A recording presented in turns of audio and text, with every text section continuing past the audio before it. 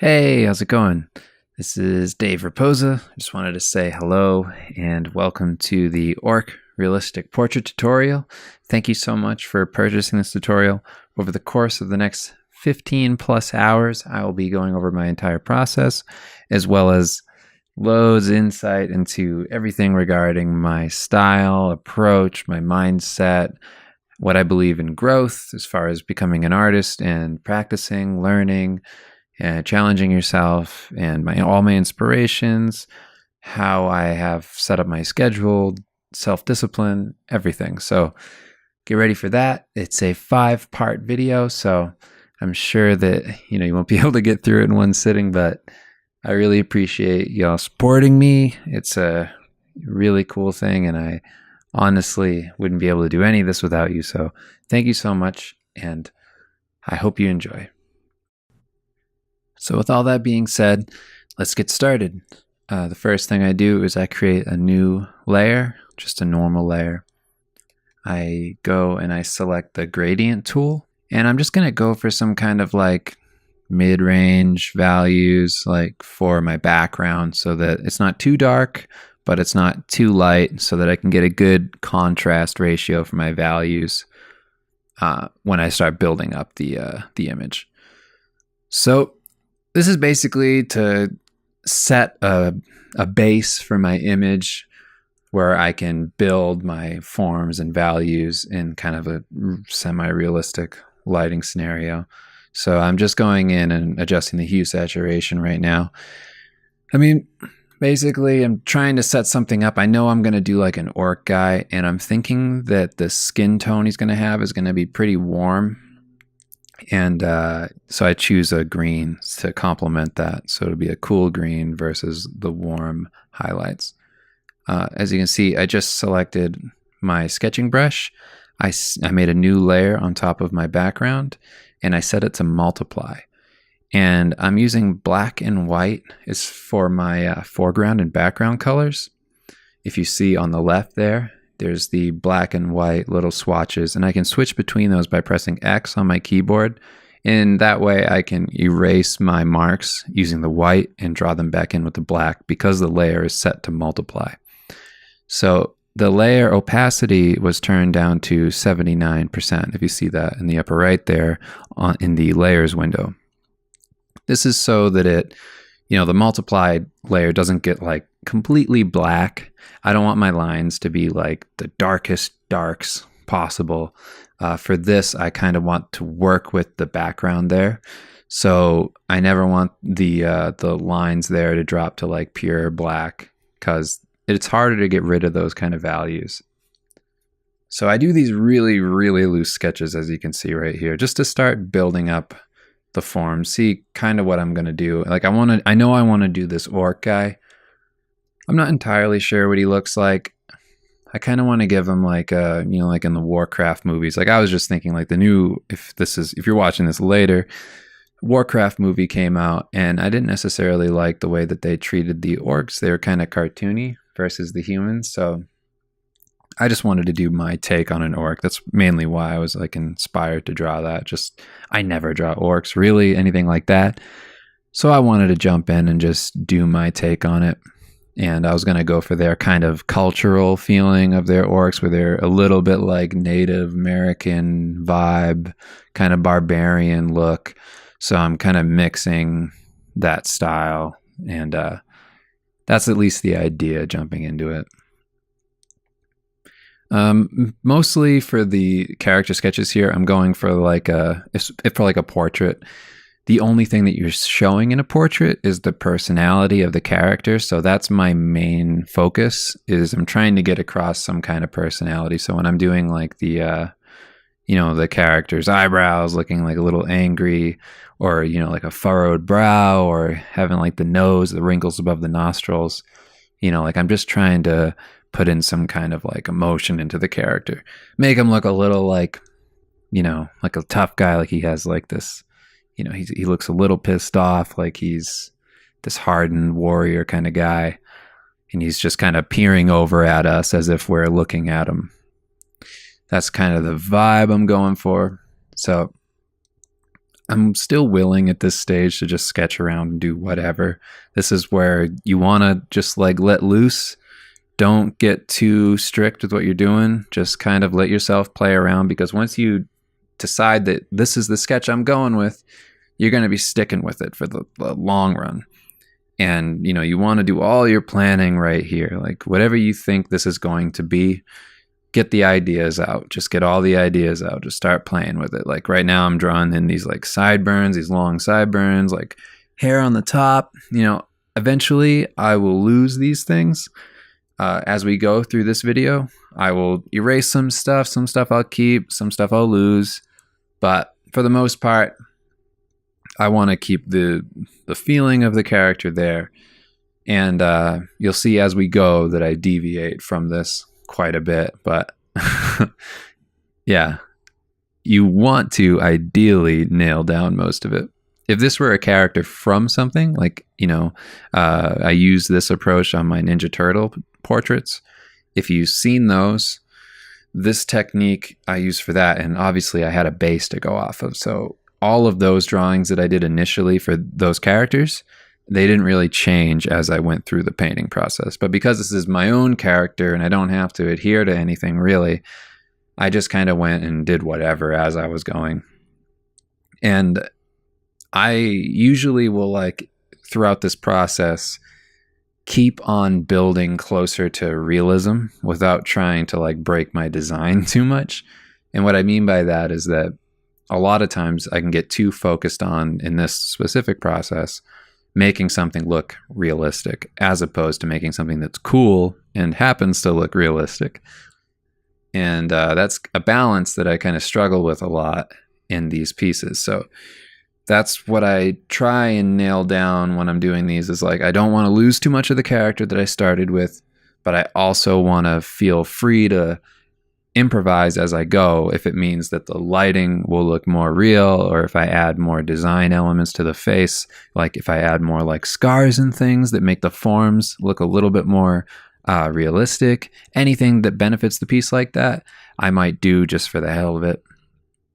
So one thing that I used to do a lot to kind of learn doing these kind of portraits was I would just pose myself, like in the mirror. I'd take a picture of my face of what I kind of thought the attitude of the character would be, and then I would draw from that. This is all from imagination, this character. I'm not looking at anything. I think before I did this, I looked at some of the orcs from Warcraft, and I was just like, okay, how would I reinterpret this? And that's, you know, the one thing I kind of went off of. Sometimes I'll look at lighting references as I go through the process, and I start to dive into that stuff. But for this stage, I'm mostly just letting myself live in my imagination and try and find something cool. You know, I have an idea, like I said, of who this is going to be, but, you know, like I'm playing up the ear right now. Like he kind of looks like more Lord of the Rings. Those, like, you know how the were they Urukai, who used to be elves? That's kind of like the ears that are going on there. Like eventually I downplay the ears a little bit and the proportions of the face will change and things. For now, I'm kind of thinking of characters like if you've ever seen Last of the Mohegans, the character, what's his name? Oh man, you know, the guy who pulls out the French dude's heart. But I'm thinking of him, the Native American guy from Last of the Mohegans. If you look him up, he's the bad guy in that movie, or one of the bad guys. But I always liked his look. I liked his cheekbones. I liked the way his face, you know, everything about like his features on his face. They're really distinct and really cool looking. And that's kind of the vibe I wanted to get across with this character, at least at this stage. That's what I was kind of like aiming at, something more like that, as far as the vibe of the whole image, to feel like that kind of intensity that guy has in his face. And for a long time in this piece, I kind of was like trying to figure out like how I want the proportions to work. Like I was saying with that guy's face, like I want to have distinct features that make him look like he's his own thing, like his own race. So like the nose is very kind of like stereotypical Warcraft orc style, and the lips I wanted to do like I wanted to have bigger lips, like a wider face, a wider jaw initially, although right now it's a little bit on the narrow side. That'll change over time, but something to distinguish him from the rest of the orcs that you always see all the time and everything. But in this phase, pretty much, like I said, everything is all about playing around. It's just about trying to find something that feels cool. I wanted to do kind of like a mohawk thing for here, but I mean, for you, when you're jumping into this stuff, let yourself have influences. Dive into things that you wouldn't normally dive into. Like, take from real places. A lot of times when we do characters like this, for instance, like I'm talking about Native American stuff, it's like we'll draw the line at simply looking at like reference or pulling from what we already know in our heads.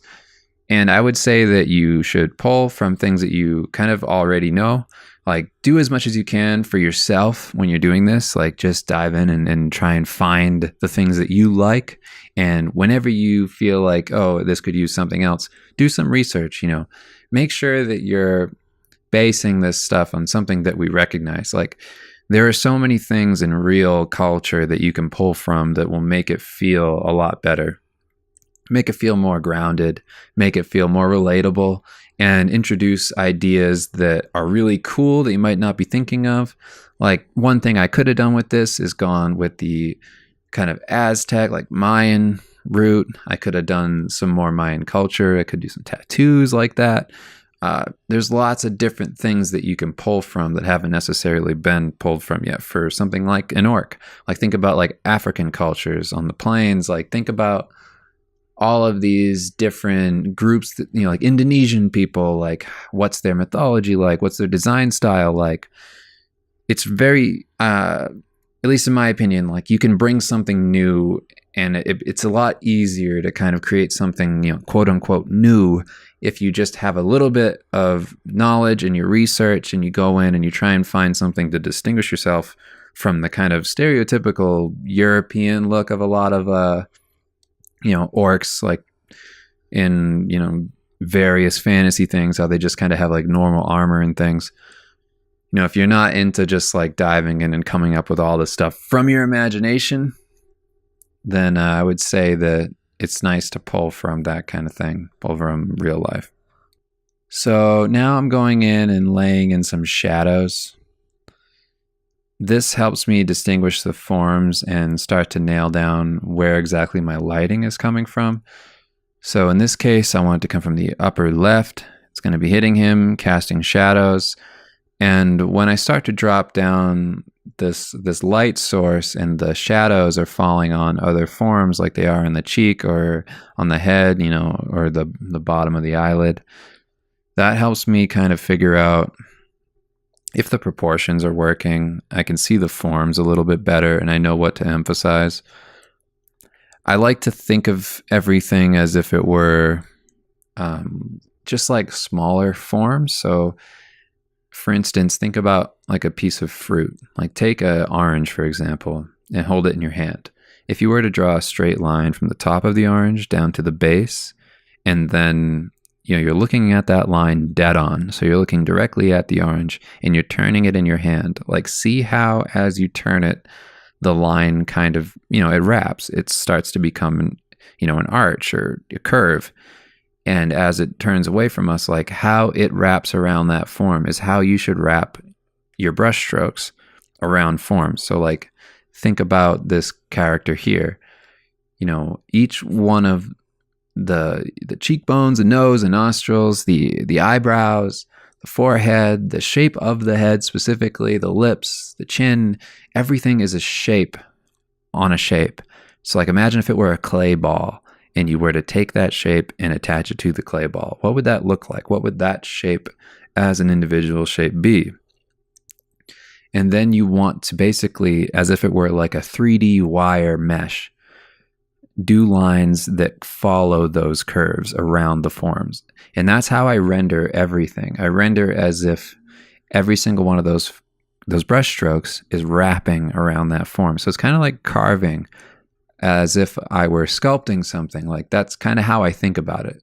Like, it's sitting in a 3D space and I'm trying to build it up based around that. I'm using all my brush strokes in that way to kind of keep emphasizing those 3D objects that are sitting on the face of the character or whatever.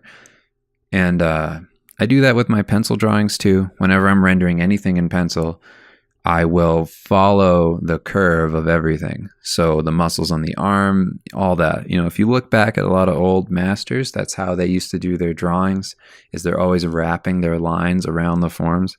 It helps to push that's, you know, that form is moving away from us, let's say. You know, like if an arm is coming towards you and you're wrapping the lines around that arm in like a cylindrical kind of way, you know, like away from us, it emphasizes that form is a form. So if that sounds a little weird, I would just say like, you know, just check out the other video that's attached to this one that has just a basic breakdown of the rendering, of how I go about just diving in and rendering. And I know I'm saying diving in a lot. I'm sorry for that, just in the zone. But yeah, I would just follow along with that. It's a basic, very basic overview of how I do it. But yeah, I do that for everything, every single one of these rendering things. And everything else is informed by studies I've done with lighting. I've studied many portraits that people have taken photos with. I've taken, you know, things on my desk and just put my lamp on them. That's how I know pretty much every part of my lighting, which is weird because you'd think that you'd need to do more than that. And I always did. I always let myself kind of float and be like, hey, I don't know what I'm doing yet. I need to know all of these things before I can start to do these studies correctly. I need to go to these life drawing classes. I need to be in an atelier, if you've ever heard of that, like, and study all this stuff like the masters studied. But in reality, everything I did to learn lighting, I just took my desk lamp and pointed it at some fruit, and then I would paint that in Photoshop to the best of my ability. And I started thinking about focus. You know, that's one of the things that I will do in this tutorial is, as I move into the more realistic elements, you'll see me put an emphasis on the focus of the piece. So wherever that lighting is hitting and wherever I want you to look, like at the character's eyeball, you know, all around the eye, the mouth, and just that main, you know, like if I were to put like a circle around the two eyes, the nose, the mouth, and the ear, like everything in that vicinity is going to be more rendered. There's going to be a higher point of contrast on the eye than anywhere else. I'm saying when you're looking at the piece, look here. This is where I want you to look. This is the center of this piece. You're supposed to be resting here. This is where your eye goes. Think about like if you're in the dark, right? You're in a dark room and somebody turns on a flashlight. You immediately look to that light source. And that's a very dramatic example of how it works when you're doing a piece like this.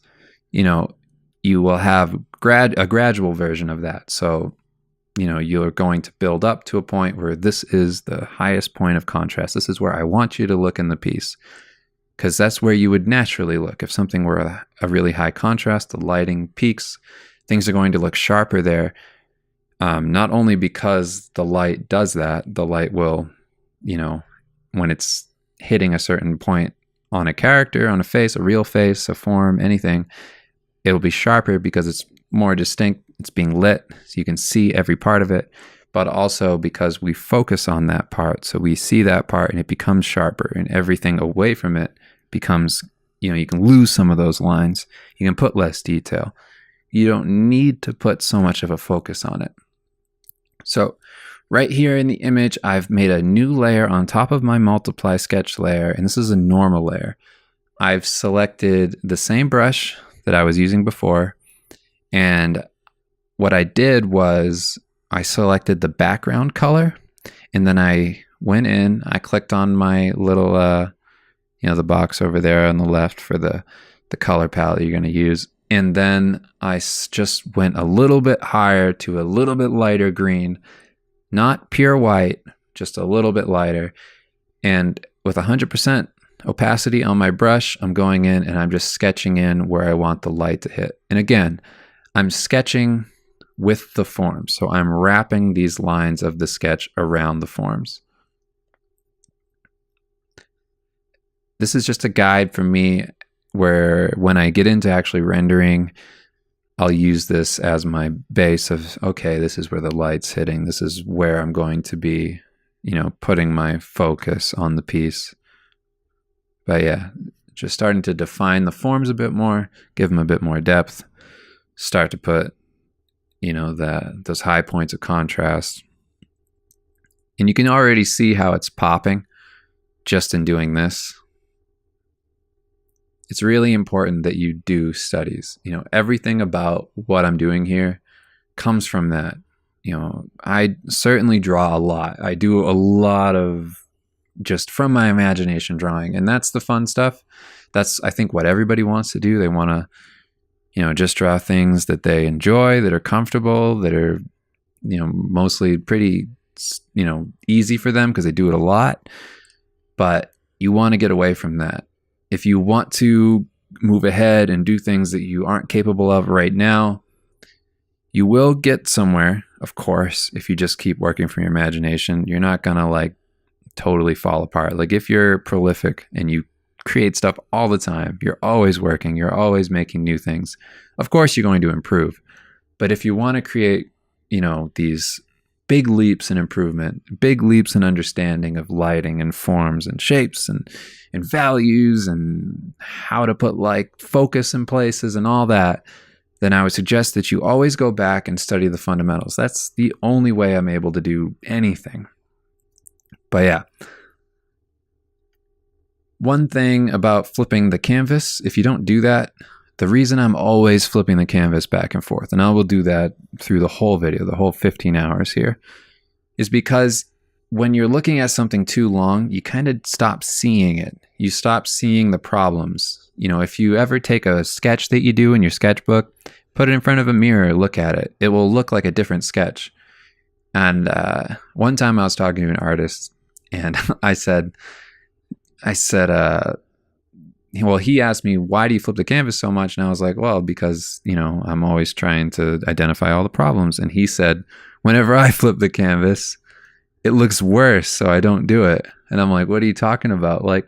The thing is that everybody sees what you see when you flip it. So when you flip it and you go, wow, there's so many problems, that's how everybody else sees it. So that's how you have to address them. I mean, it's one way of doing it. It's an easy way to just flip it, get a new perspective on it, and go, whoa, I can't believe I missed all those problems, because that was so, in my own head, I just worked all that stuff up. And now you're like, oh, okay. So I will always flip it back and forth and correct the issues that I have with my proportions, or the lighting's wrong, or it's a little wonky or something, and I'll fix it like that. So I'm continuing to work it up. I just made a new layer, just a normal layer. I have my brush still set to 100%, still using the same sketching brush. And I'm going in and I'm just blending together the values that I've laid down. And I'm just selecting what's already there. And this will give me a good kind of mid-range. Since I don't have any pure black, pure white, it's easy to stay in this kind of middle of the road value range to slowly build up my my shadows, slowly build up my forms. It helps me to maintain a little bit more control than I would normally have in the piece if I were to just jump in and do black and white, exactly what I want to do. This is a little contrary to my inking approach. If you've watched that video, my eyeball night, where I jump in with pen and inks, and kind of the fun part there is to just quickly work out a concept where I am trying to have something that looks pretty close to finished in no time at all.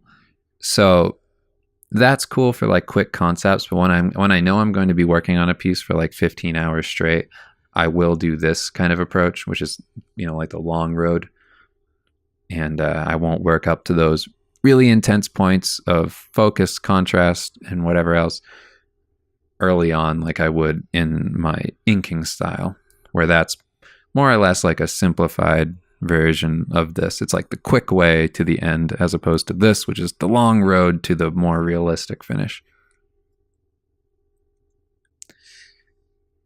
And to be honest, like a lot of this approach that I have is exploration. Like I am, as much as I try and plan, as much as I think I know what I'm doing, and I am just going in and using my knowledge to hopefully make something that looks all right, and hope, like I think I'm planning for the worst case scenario as I go through. Like, okay, if I get this right, I won't need to fix everything. I still go in like and change like everything. Like you'll see as this piece goes on that things do not stay this way. Like I get pretty scattered with this process, because I'm always trying to push the realism of the piece. So my painting approach will change, my whole lighting, like how I render everything, how the forms kind of come together, it'll all slowly change. And I thought a lot about it, because I was like, well, I'm going to do a tutorial on this. I need it to actually make some sense. And will people be able to follow this if it's like chaotic? And I've been asked so many times to do a tutorial based on this style that I was just like, well, I'll just be honest and say exactly what happens when I do this every single time. Like this is the same kind of approach I've used on a lot of my marketing images. Like if you've ever seen my Witcher piece. And what's funny about that is that like I will do those pieces and I'll submit them to the client, and I'm just like, this is the sketch, like initially I'll say, this is the sketch for what it's going to look like, but please understand that, I'm going to keep emphasizing the realism of this. And if it goes and changes and deviates from this, it's for the better, whatever. I've never had a problem with that. Like people have never said, hey, this isn't exactly what you sent me in the sketch. That's never happened. But it definitely doesn't feel like a very secure approach to working on something. When I do my other styles, like if you've seen, I have this one style that's for a comic book that I wrote called Starveil. You can go to starveil.com and check it out. It's STARVEIL.com. And that approach is like a line art approach. And whenever I do that for clients, they know exactly where I'm going with the piece. But this one, it's just like, hey, like just a heads up. When I dive into this, I have no idea. Like I kind of know, and I'll do my best to stay within the same realm of the previous image that I sent you for the sketch. But who knows? This could go off the rails completely, turn into something slightly different or completely different. I don't know. The only way I kind of have gotten around that is I just send them things and I say, hey, this is where it's going now. And they go, okay, cool. Here's something that I think helped me. If you've noticed in the image, I always go up to image and then I flip the canvas and all that. And I do that, all the time, but I do it manually. Like I don't have a hotkey for it. And I think that if I had a hotkey, it's like if I had a bag of chips next to me, like I might just only eat chips and I might only press that button just because it's so convenient and it feels like something's happening. I noticed that made me lazy. Hotkeys made me really lazy, or like I think I'm doing work if I just keep on switching it. But yeah. So I just made a multiply layer and I've selected the darker value on the face, and I'm going in with a 30% opacity soft round brush, and I'm just kind of going over the whole image to darken the values a bit in the background to kind of put more of a contrast on the way the lighting is going to be hitting this character. If it's hitting from the top left, then I'm going to want to have the values behind the head that it's being hit by the light be pretty dark. So yeah, I've turned the opacity on that layer down to 83%. There's no real like perfect approach for this kind of thing. It's more or less me feeling it out. And I've made a new layer and I have a soft light layer, and I'm basically going to be doing like what I would do with a wash if this were a painting. So I chose a kind of dull red color, and I'm just going to brush in at 100% opacity where I think the blood in the face would be. So, So, around the eyes and the cheekbones, on the nose, the furrowed brow, the lips, everywhere that the blood is in the face. So if you've ever seen a portrait of somebody, picture of somebody, when it's cold out or something like that, you can see where it's red. And that's really all I'm doing, is I'm just trying to make it look like there's some blood under there. They're not just completely pale and dead looking. I want them to look like this character has some kind of, some kind of life to him. I don't want him to look like a vampire, is what I'm saying. Which is kind of ironic, because he does look a little bit like a vampire orc before the end of this. And as I was doing this, I decided that I would do a light wash after I did the 100% wash. So I mean by the brush opacity. It was at 100% when I laid in the eyes, the nose, the brow, the lips, the ears, all that, and the cheekbones. And then I put the opacity down to 30%. And I just kind of went over the whole entire skin of the character.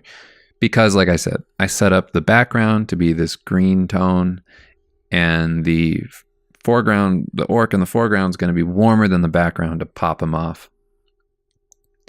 And then I just went in and did a color balance adjustment of that layer with the reds. And now I've created another normal layer. And in this normal layer, I'm just starting to use the values that are there to sketch in stuff. Just building up these forms. And like I said, the same kind of approach. When I'm painting, I'm just wrapping around the forms. So I'm just creating these muscles and the neck leading down to the shoulders. And then I'm going to work in the shoulders. And then this part will go on for a while, and I'll start to change stuff a little bit as it goes. But for the most part, I think I have the attitude that I will stay with for the rest of the piece as far as the character is concerned. But yeah. So one thing that is a little bit weird about this whole style is that, for me doing this, oh, by the way, in the piece right now, I'm just selecting the tones that I've already laid out with the eyedropper tool.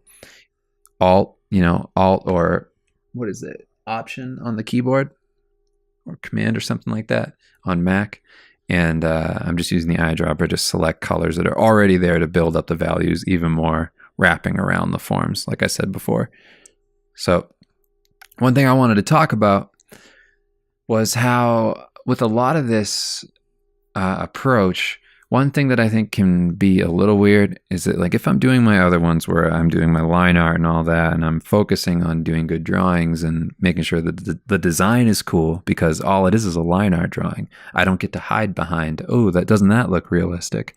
Which is easy to do. Well, for me, in doing this style here, it's very easy for me to go, hey, isn't that realistic? And hide behind that fact and not have the character or anything about the drawing be very unique, very cool. The design isn't very, very good. And I used to hide behind that for a long time. I didn't make stuff that was really that great to me, in my opinion. It wasn't something that you'd remember, as opposed to characters that solely focused on design, which is a lot of the line art drawings I do, because it's so simple that the whole image rests on whether or not it's a cool idea. And with realism, for me personally, and maybe for you, it becomes a bit of a danger moving into pieces where I can just get so lost in the rendering, the endless rendering to make it look real, that I will just deviate so far from what the idea was. And that's one thing that you constantly, if you're like me, will have to battle. And like what I meant before about how you got to nail down the character ahead of time, is because you're going to lose so much in making these things realistic. It's you sacrifice a few things. You sacrifice life, the life of the character. Sometimes it can feel a little bit lifeless as you go in and you render. You can, if you're not careful, you will see in this process that I do that, and then I kind of backtrack and have to go over and fix that. I fall into my similar patterns of messing up doing the whole thing where I'm like, oh my God, like I am just robbing the life of this character. And I had to go back and I got to change everything about it. But yeah, that's one thing that I always fall into, is that I'm so focused on the lighting, so focused on making this thing look real, that the whole point of the image can kind of like fall through my fingertips. Like I'm just like, oh shit, like I'm trying to grasp onto this cool thing and like I'm losing it as I go, as I keep moving towards this one thing that I feel like people do appreciate, this realism. I'm losing the whole feeling of the piece because I'm so focused on that. So it's like this balance that is really hard to maintain. And if you do that and you do lose a lot of feeling, don't worry about it. Everybody does that. You know, if you're going for that kind of thing, it's just that I would suggest that if you have that problem, take a break from the realistic stuff and do some drawings. Just do some drawings, do some designs, do some things that have to live on their own, things that have to be cool without any of the wow factor of, wow, doesn't that look pretty? You know, just things that are cool on their own. They'd be cool in an animation, they'd be cool in a painting, they'd be cool wherever they are. That helped me a lot, just to simplify my style. It helped me kind of rethink why I even do it in the first place. Right now, I have a soft light layer. I have my brush set to 40% opacity, and I'm just selecting colors that are pretty much already on the canvas and working the values down. So I do this with like watercolor too, where I just do light washes over and over on colors, just like repeated layers, and build up the values that way over time. So if you see that, that's really all that's going on. I'm just slowly darkening things. Again, I'm not trying to go to pure black. I'm not trying to make the contrast look super done right now. I don't want to do that. That's not my intention with this piece. I could do that, and I do accidentally do something like that as this goes, but for now I want to maintain control over my values. You know, the scale of black to white, light to dark, you know, I just want to have that be my thing that I'm not going crazy with. I've made a selective color adjustment layer here, and what I'm doing is you can adjust the neutral tones, which is like every, you know, mid-range tone that you got going on in the piece, and you can change the colors with all that and make slight adjustments. You can do that with the black, like all the black lines in the piece. You can adjust them to look more red or whatever else, and then the same thing with the whites in the piece. Any of the highlights, you can make them look a bit more yellow, and yeah, stuff like that. And I made another adjustment layer for the levels. And the adjustment layers are just at the bottom of the layers window, the half circle down there. I guess you could say it's black and white, like half circle. Circle, black and white. And that has a bunch of options for, you know, levels, selective color, color balance. And basically you can use those, and they have the little white box next to them if you're looking at it on the video right now. And if you double click on that, you can create a mask and say that, you know, painting with black and white, that I only want this effect, you know, this selective color effect to, affect this certain part of the image. So you sketch in where it is affecting that area of the piece. Or you can paint out where it shouldn't affect the areas. But yeah, that's definitely helpful, and I use it all the time. The reason I'm creating so many layers in this piece is so that you guys can check out the PSD and kind of just walk through the image if you'd like to see where I'm at in all of these process videos. So now I'm working on a normal layer again, and I'm just continuing to build up the values.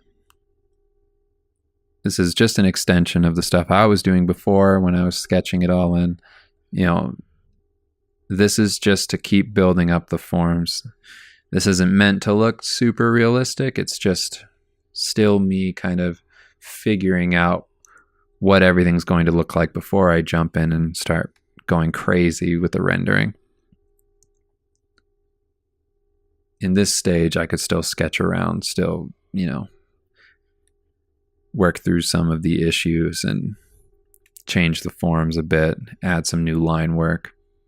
It's still pretty sketchy looking.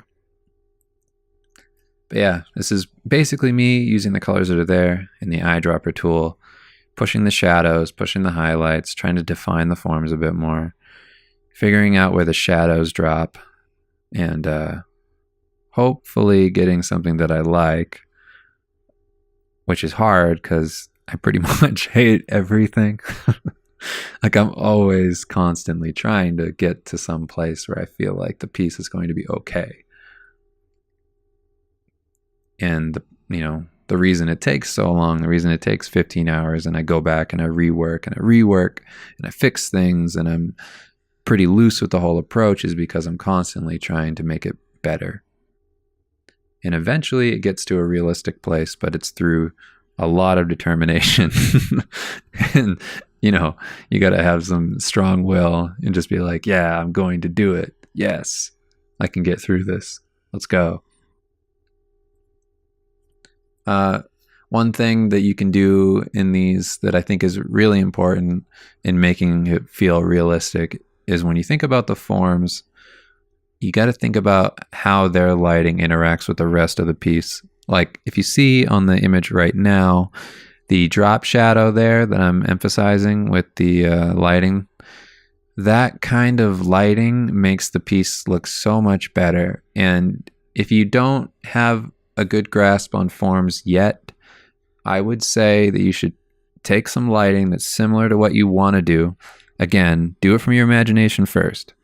Pinpoint in your head, like, what do I want this to look like? What in my ideal world will this look like? And just start. Do the best you can with what you have. And only turn to reference when you hit the wall, when you can't do more than what your abilities are right now.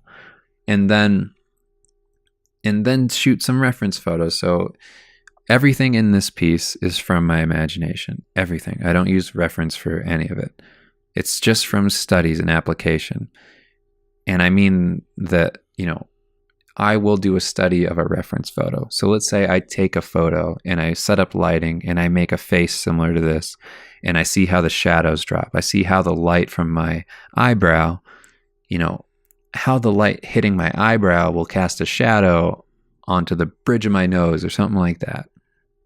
How my furrowed brow will cast a shadow and how just like wrinkles in my face, like what kind of shadow does that look like?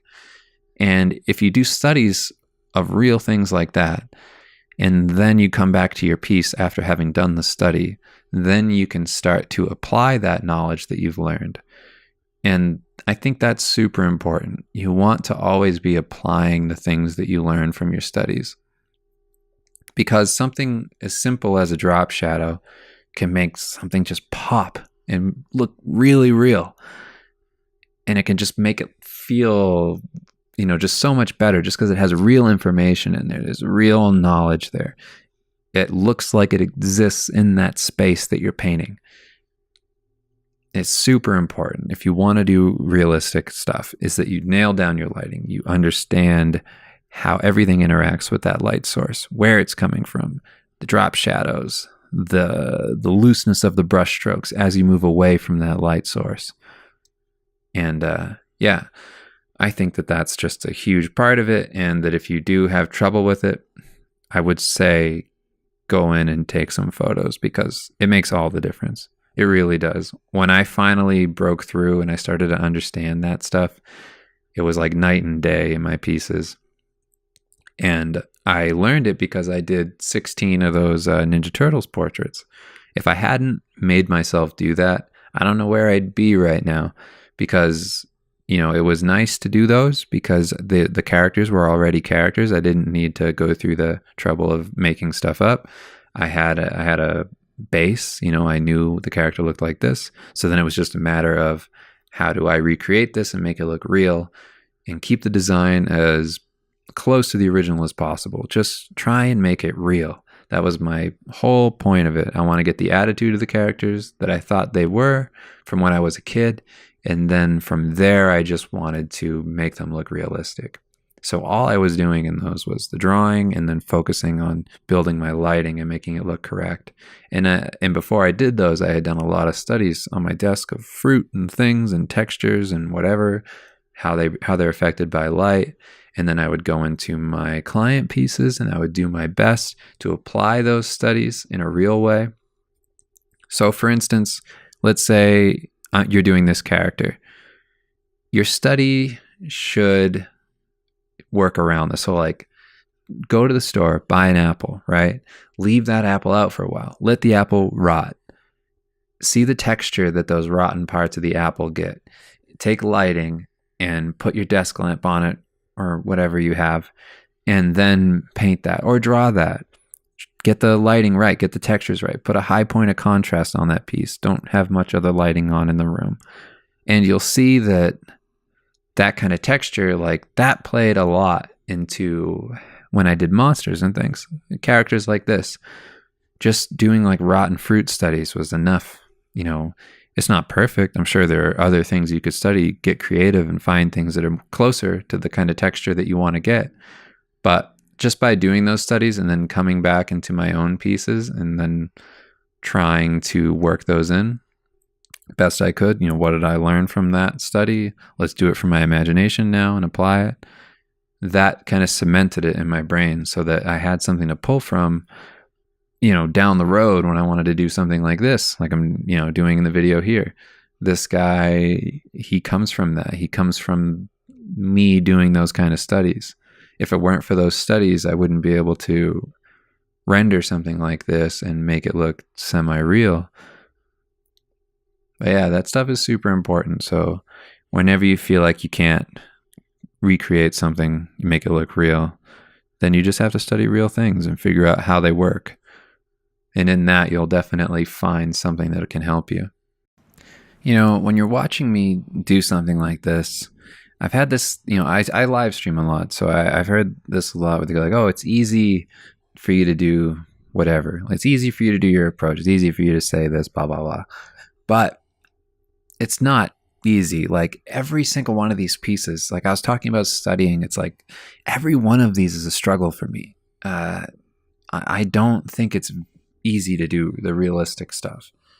Like I try my best to make it look good. You know, I still don't think I'm where I want to be as far as my skill level with it, but I work really hard, and every single time it feels like I'm relearning everything.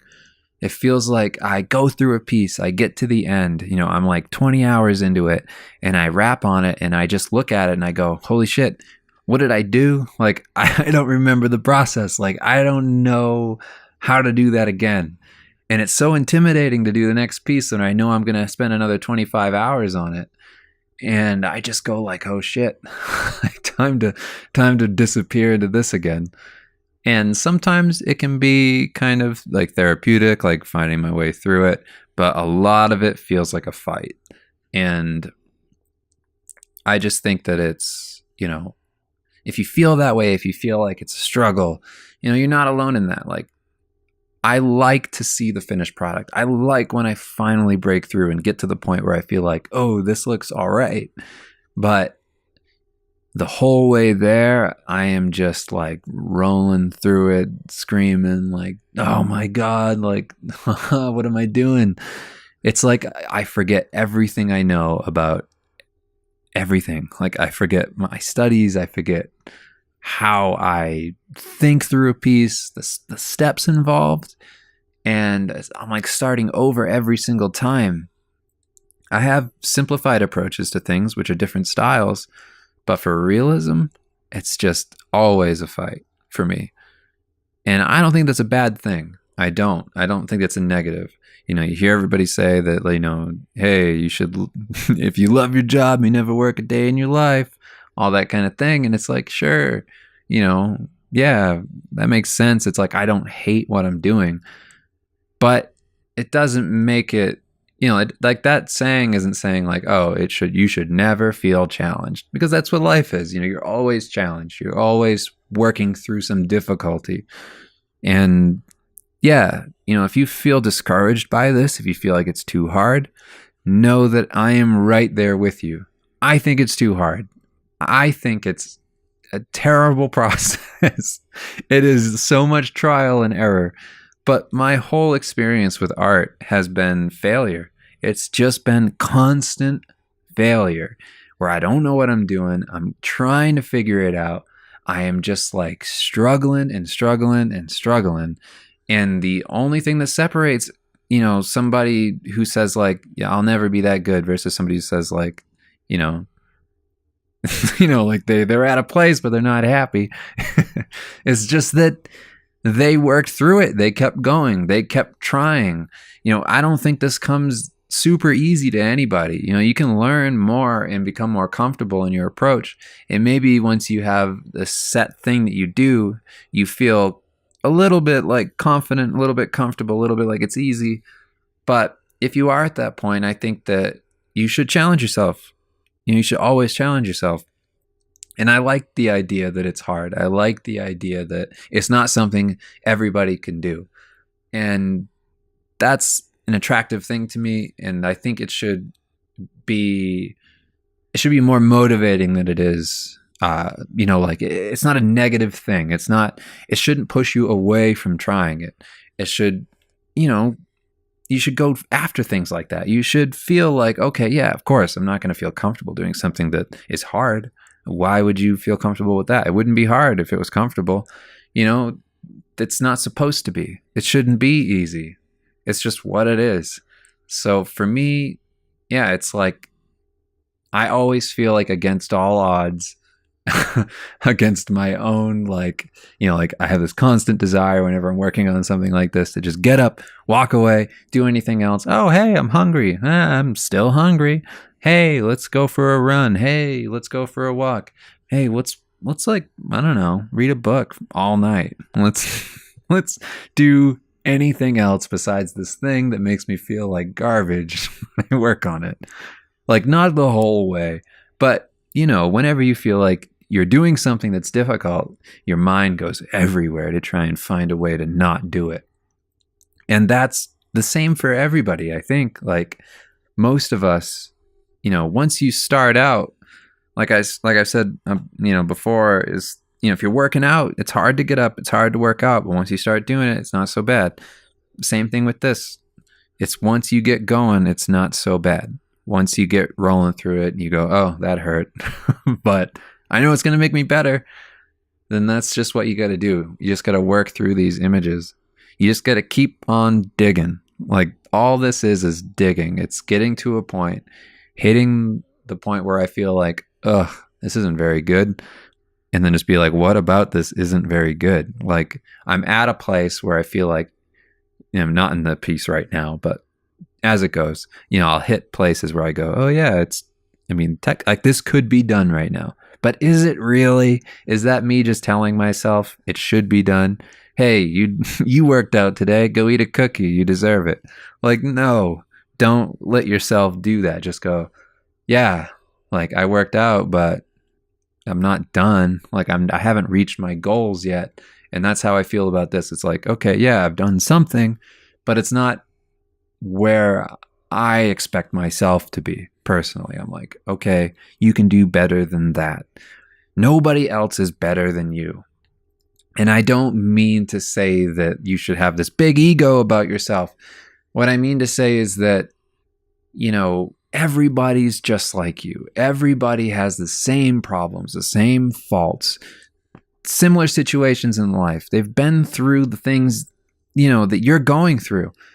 And you just have to work beyond what you think you're capable of and push yourself beyond those places, because those are the places where everybody else turns around and says, this is too hard. I'm not going to do it. I am going to eat that cookie. I am going to play that game. I am going to go for a run. I'm going to Google something forever. I'll watch an entire season of a show. Hey, this show's too good. I can't stop now. I know I got that shit I said I'd do, but hey, I'm only going to be dead in a few years. Just don't give up. If you have something that you want to do, if you have somebody that you want to be, just keep on working at that goal. And in the piece, you have to realize that every time you feel uncomfortable, you hit that wall and you work through it. You're a step closer to being who you're going to be for the rest of your life. And you have to be consistent with that. And that's the discomfort that comes with especially, for me with this style, it's like I get uncomfortable as I move closer to the finish line towards that realistic stuff.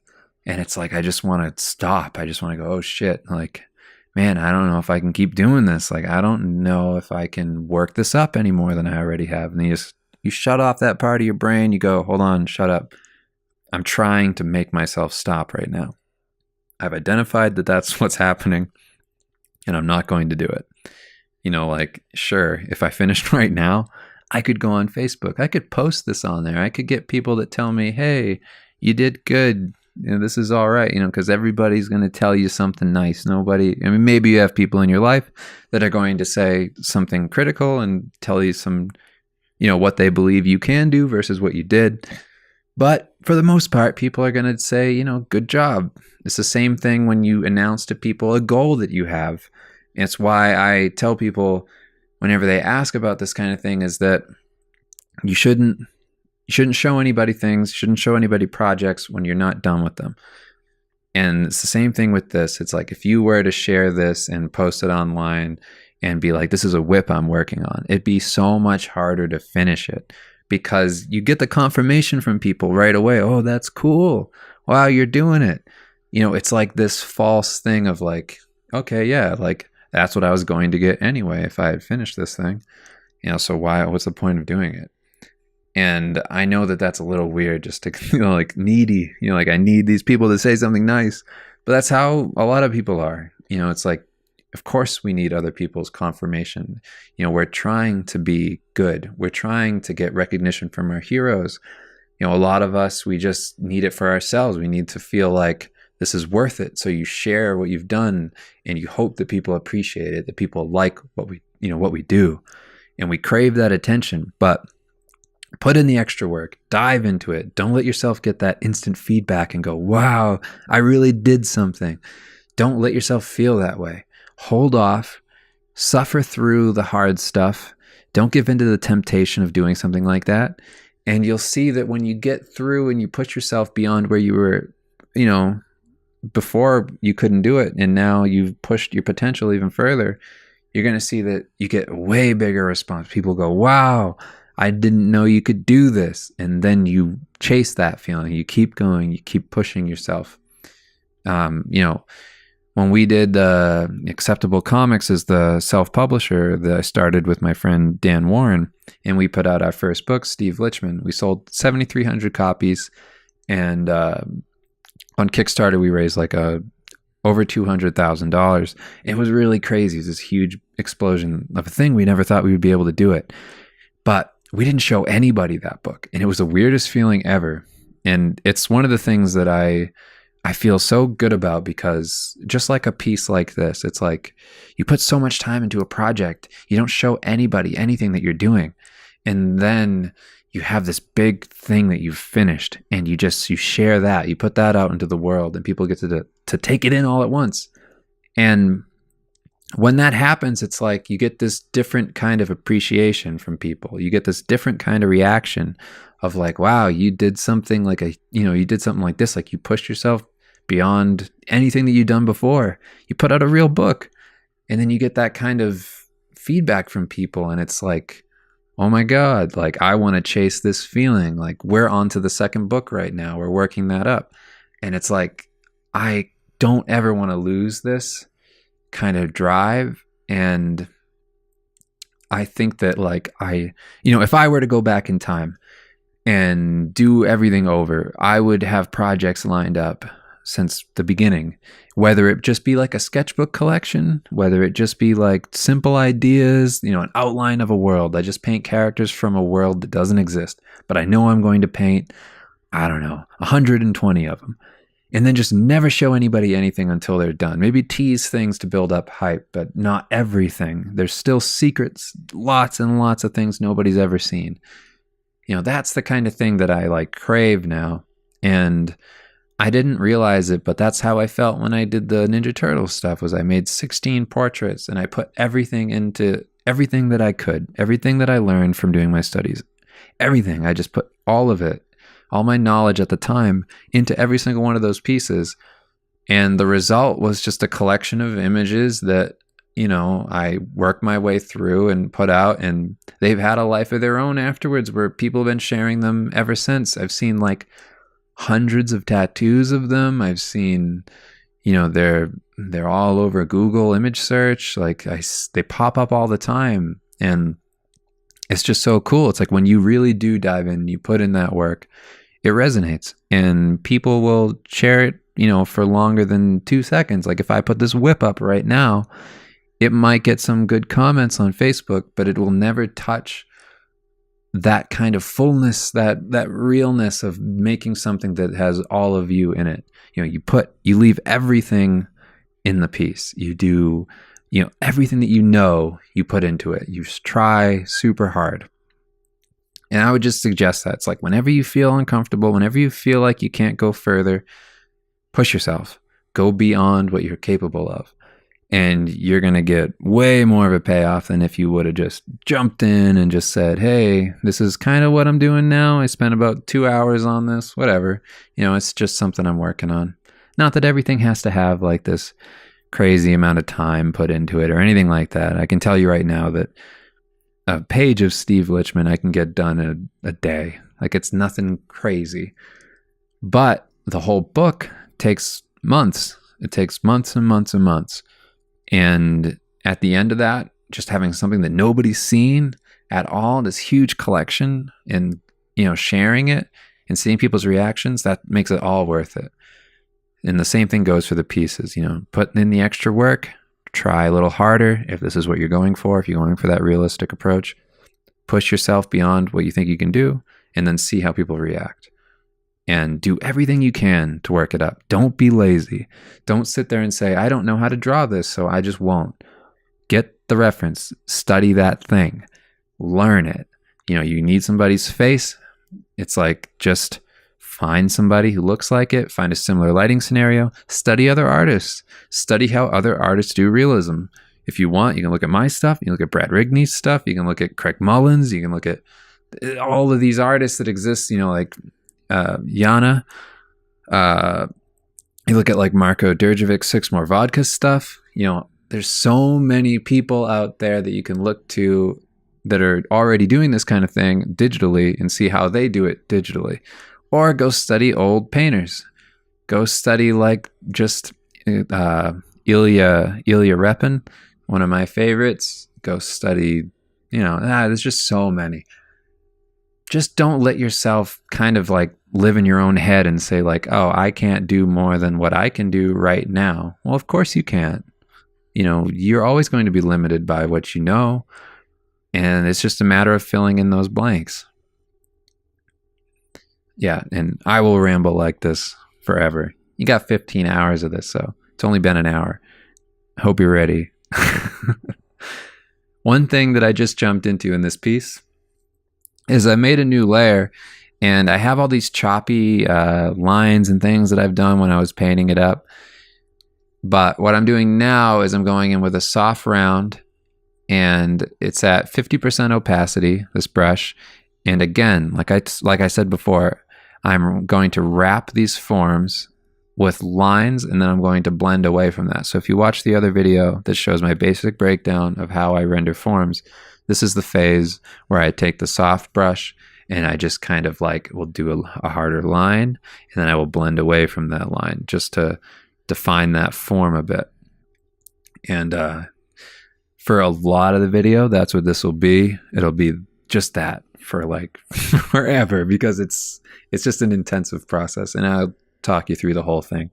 But yeah, I'm going to be going in, working in this brush, and then trying not to lose my hard drop shadows and things like that as I go through it. So yeah, I'm working up the darker value there. You can see how much that changes the picture. So like you can now tell like how little value range there was in the image. And because I want you to look at that eyeball first, that's where I start to put the most contrast. So, I want it to be the like dark there, but also have these high points of light because it's going to be reflecting off of the eyeball and the eyelid. And I want you to look there first. So I will define those things. And that's what I'm doing here is I'm just starting to define the areas around the eyeball and just kind of put more detail and put more contrast there. But yeah, like pretty much instantly that makes it feel a little bit better. It's not perfect or anything, and it'll definitely continue to grow. Of course, I continue to render and render and render, but I am moving to the phase where I'm trying to make things slightly more realistic. And what I wanted to say before, and kind of just to sum up what I was talking about, working through your process and everything, and trying to get to a place where things are better, is that failure is so essential to this. Failure is everything. A weird thing in school is that you're not encouraged to fail. It's weird. Why not? Like, that's the only way to succeed. You can't ever expect to just attempt something and just succeed at it right away. Like, it's so unrealistic. It's just not how things work. And with this, it's like art for me is always failure. Like, I never know what I'm doing. I'm always trying something new. It's like I have some confidence. I'm like, yeah, I think I know I can do it. I think I know that if I dive into this, if I work hard, I'll get somewhere with it. Whether or not it's perfect, whatever, who cares? It might not be. It might not be great. It might not be anything. But you got to be willing to fail. Be willing to look stupid. I've seen so many artists who start out and they're working really hard, and then they get popular. And what happens is they get so popular that they end up, it's like they're almost afraid. It's like they're almost afraid to try something new because it won't look as good as all the other stuff. And you could disappoint a bunch of people who like what you do. And you shouldn't feel like that. It's like art is for you. If you want to learn this stuff, if you want to get better, if you want to push yourself to do something, then that's on you, And everybody, like, they might not like what you do. When I started doing my line arty stuff, when I was just saying, like, let's go outside my comfort zone and just do drawings, I wasn't very confident in that approach. I thought I could learn it. I was confident in that way. I was saying, like, I know that if I try this, I've tried a lot of other things, that I can get somewhere with it. I know that I can push myself to do something with this approach. And when I started that, I basically was like doing something entirely different than everything I'd done. And people didn't like it. People were like, why don't you go back to doing your other style? And there was like this weird kind of, I didn't give in to any of it. I wasn't like, cowering, like, oh, the peer pressure, oh no. But it's very easy to kind of just go along to get along and be like, hey, this is more of what you expect from me. That's the reason you like me.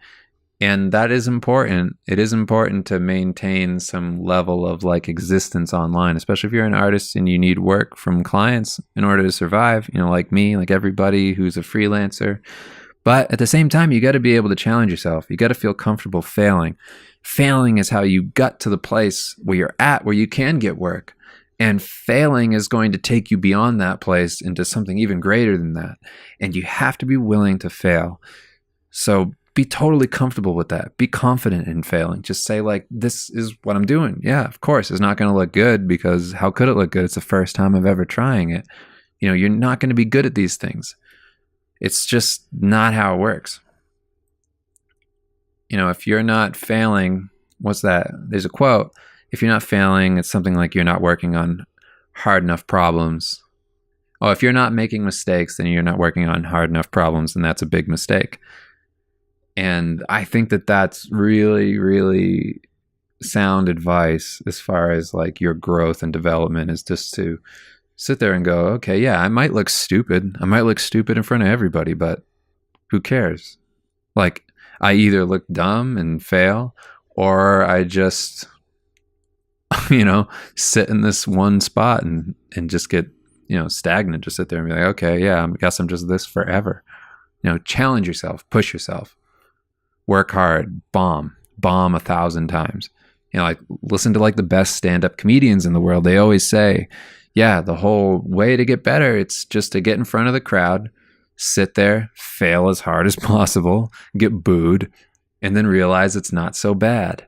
this wasn't so bad. It wasn't so scary. And then that gives you this fearlessness of going on for the rest of your life, of just saying, yeah, you know what? Like, I've been through worse. Like, everybody hates this. Everybody thinks I suck. You know, if that's how you feel when you do something new, then sure. Then that's just what it is right now. And you just have to own it and be like, yeah, okay, yeah, of course. I'm not trying to impress you. I'm just trying to learn. In the piece right now, if you look over to the video, I am currently trying to work up the values on the nose. One thing that I always realize in this approach is that everything is too dark, or, you know, it's too middle of the road, because I start out that way and then, you know, it's just part of it. It's just what happens. You know, I start to get to a place and then I go, okay, it's time to start building up my values. So that's where I'm at. And I'm trying not to lose my drop shadows. I'm trying to emphasize them. So if you see around the eyeball right there and on the opposite cheek of the character in the shadows, I am trying to make it so like those shadows are defined, so that you know that that brow and the nose is casting that shadow, and that it's a harder shadow because the nose is close to that cheek and the brow is, you know, sitting right above the cheek. If it were further away, then the shadow would be a little duller.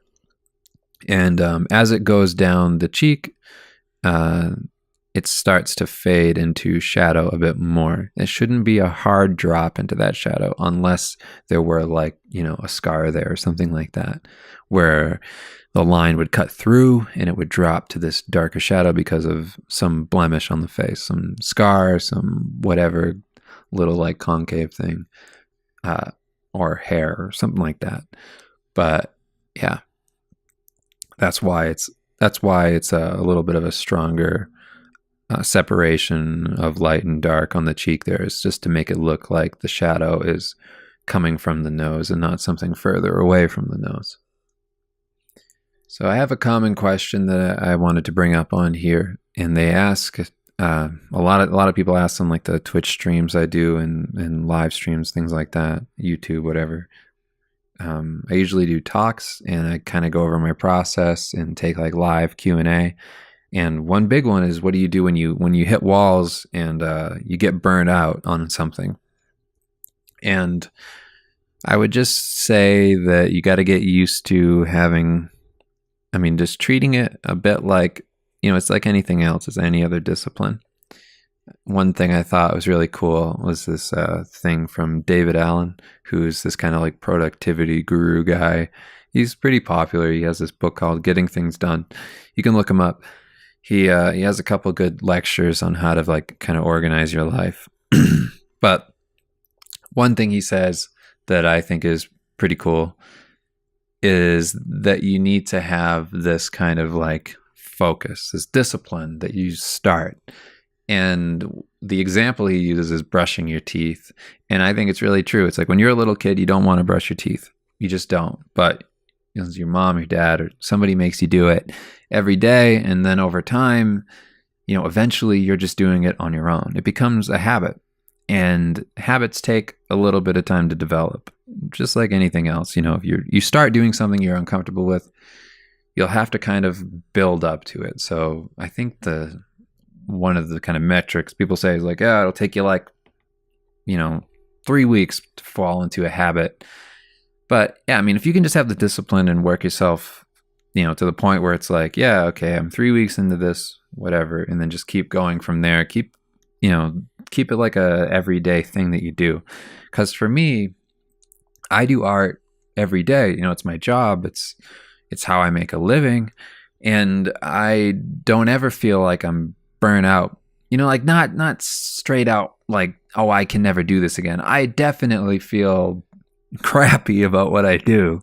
Like, there are times when, I've mentioned this in other tutorials, it's like where I feel like, hey, I'm about to fly off of this track and eat a whole bag of chips and a whole thing of salsa, 1,000 cookies. Like, I could just devour the world because I feel like I have obligations that I just don't feel like doing. And it's so much pressure that, like, I'd rather do anything else to escape this.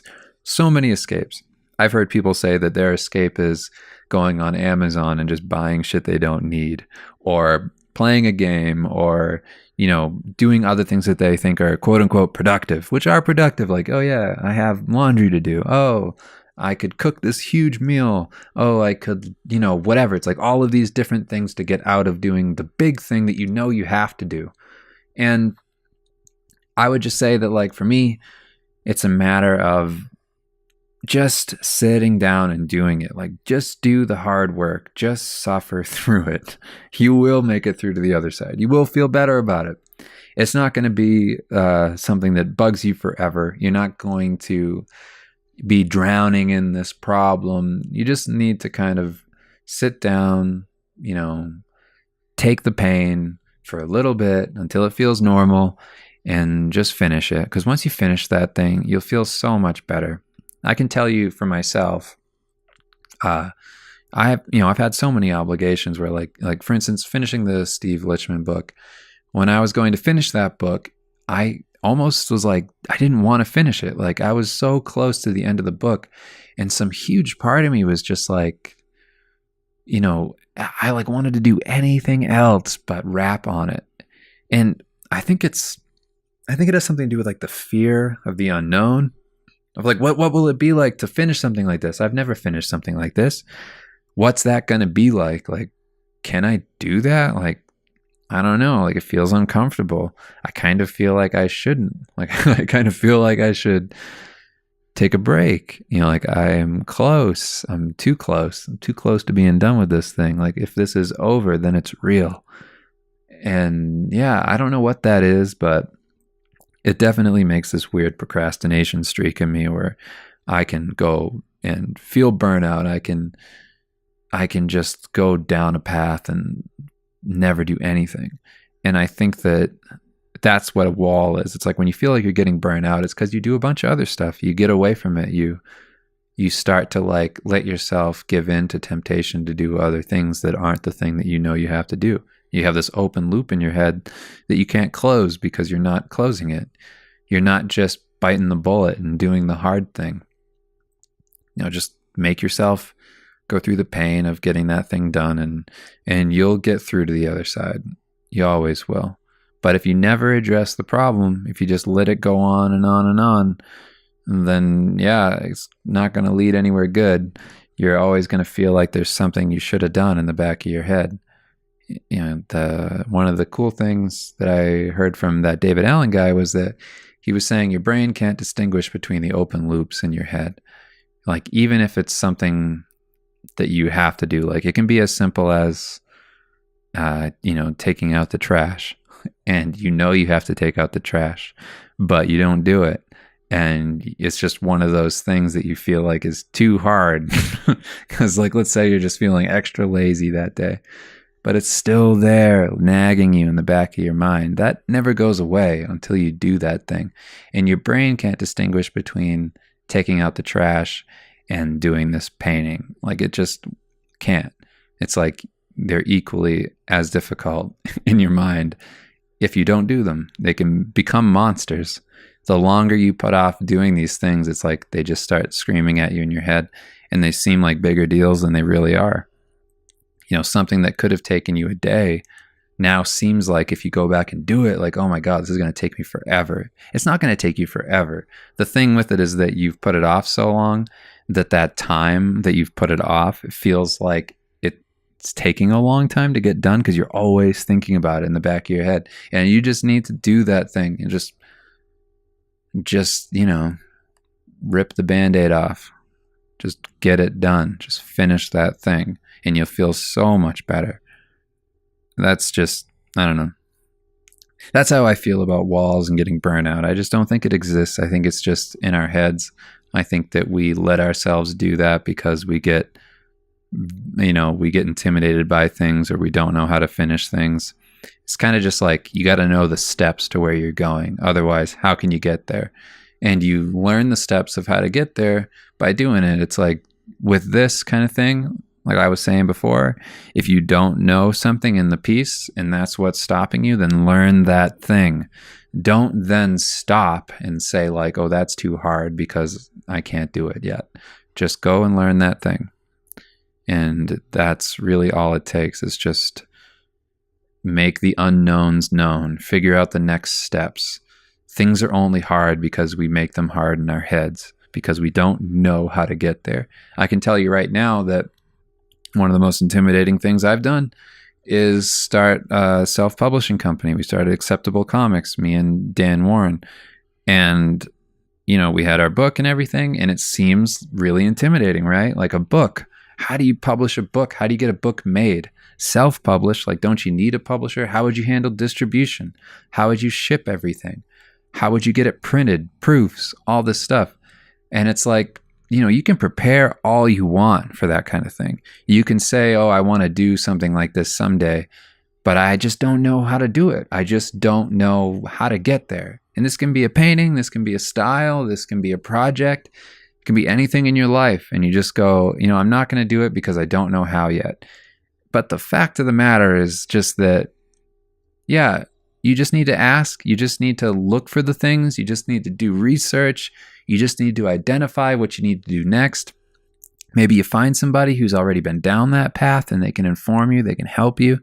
We got a guy to help us in doing the book. He reached out. And then from there, I learned everything about making books. Maybe not everything, but a lot of like Pantones, how to choose them, approving the proofs, what kind of truck you need to ship books. You need a air right truck to ship them to Amazon facilities. You need to understand the import rates. You need to know the shipping on a boat, how many books can fit on a pallet, the weight, how that's all going to affect the shipping and all this other stuff. And it's like things that I was so intimidated by. It's like they became normal. They became things that I just know now. And anybody can do it. Anybody can do that stuff. It's just intimidating when you have unknowns. You don't know what you're going to do when you do the thing that you want to do because you haven't done it yet, because you haven't asked about it yet, because you don't know what's going to happen. And, in all life, everything that you do, that's going to happen to you. You're going to feel like, well, if I move to this place, who will I know? Will I get work? Will I do this? I don't want to take a risk because who knows what can happen to me. I don't want to do this project. How will I make money? How will I whatever? And you just have to trust that you can do it. You have to trust that if you put yourself out there and you try and do something you've never done before, and you know that you're going to work hard, you know you're going to put in the effort, that you will find a way to do it. It's on you. And one thing I used to do, which I don't recommend to anyone really, is when I felt like I needed to push myself to get better work when I was starting out, I would buy things I couldn't afford. I bought a car that I couldn't afford. I would, get apartments that I couldn't afford, and I would forge like my own bank statements to send to the landlord. And I know that's super illegal and, whatever. But like I put pressure on myself, basically. I was saying like, yeah, I make this much money and this is what I can afford for rent. And they would go, okay, now you live there. And I'd be like, all right, cool. Now I have to be able to afford this or I'm going to be in serious trouble. And that was just one way that I pushed myself to say like, okay, I'm in this situation now and I have to do it. If it were up to me, I don't know if I would ever do it. But because I feel like I have to now, I'm going to jump in and make it happen. No matter what, I'm going to make it happen. I won't fail. And that kind of thing, it's like I did that over and over in my life where I just kind of jump into stuff without really knowing where I'm going. And I've pulled through somehow. Like just having to figure it out has helped me tremendously in everything that I do. It's come over into doing different styles. It's come over into life choices. It's come over into like, how I'm going to approach business. Like just take risks. It's everything. You get so much out of just taking risks. And what's the worst thing that can happen if you chase the things you want to do? Just take a risk. Jump into doing something you aren't comfortable with. If it seems hard, if it seems like, oh, this will take me forever, think about the things that people do forever. Think about like how we spend our time, what we're willing to give up, how we'll spend hours and hours and years and years and years of our lives working for somebody that we don't care about. We'll work at a convenience store for 3 years, and it's like, we'll say that's realistic because I can make money doing this. But in reality, it's like you just spent years that you could have done something else, that you could have, like, let's say, like, after work, you could have put in an hour a day, every day, into something that you truly wanted to do. And you don't want to regret anything in your life. So it's just dive into it. Take the risk. Don't know what to do. Just do it and figure it out. Learn as you go. I don't know jack shit about so much stuff in art. I don't know terms in art. I still have people correct me on stuff that I don't understand. And I'm not the best artist in the world. I know a couple things. I've studied, but I certainly don't know as much as like a Craig Mullins knows. That doesn't mean I can't make a living doing this. That doesn't mean I can't continue to learn and push myself as I work and as I figure it out for myself. There are so many opportunities, and you just have to take them and try your best and fake it for as long as you can until you maybe understand what you're doing someday. But man, I mean, this is all it is. It's just, I feel like we're all winging it. We're all trying to figure it out. We're all just going for it. Everybody who's doing something, they're all just going for it. Because I just don't believe that anybody truly, truly, truly knows everything about what they're doing. And we're all taking a risk. Anybody who does anything is taking a risk. And the worst thing I think you can do is to just jump in to doing like client work. And I mean, not client work, but like working for somebody. Like, let's say you work just at Walmart and you really don't want to do it. Let's say you really don't want to do it. I'm not saying that you're wrong for working at a place. You need money. Everybody needs to make a living. There's nothing wrong with that. But if you do have some time, if you do go on Facebook an hour a day, if you do watch YouTube for an hour a day, Twitter, Instagram, you just browse all this stuff and you just go like, oh, and then you complain about the things that you're not doing. Well, you're the one not doing them. So shut that stuff off. Use the time that you actually have and start changing your life, in a positive way. Challenge yourself. Push yourself to do something you didn't know you could do. And you'll get somewhere. Whether it's the goal that you have or something close to it, you will get somewhere. For me, I thought I wanted to be a concept artist. I thought I would end up being this guy who worked on games and movies and all these things. And I worked for all those people. I worked for, clients. I worked for Epic Games. I worked on Paragon recently. And I worked on the Ninja Turtles movie, the second one. And I did concept art on both of those. And I've done advertising for movies and all these other things.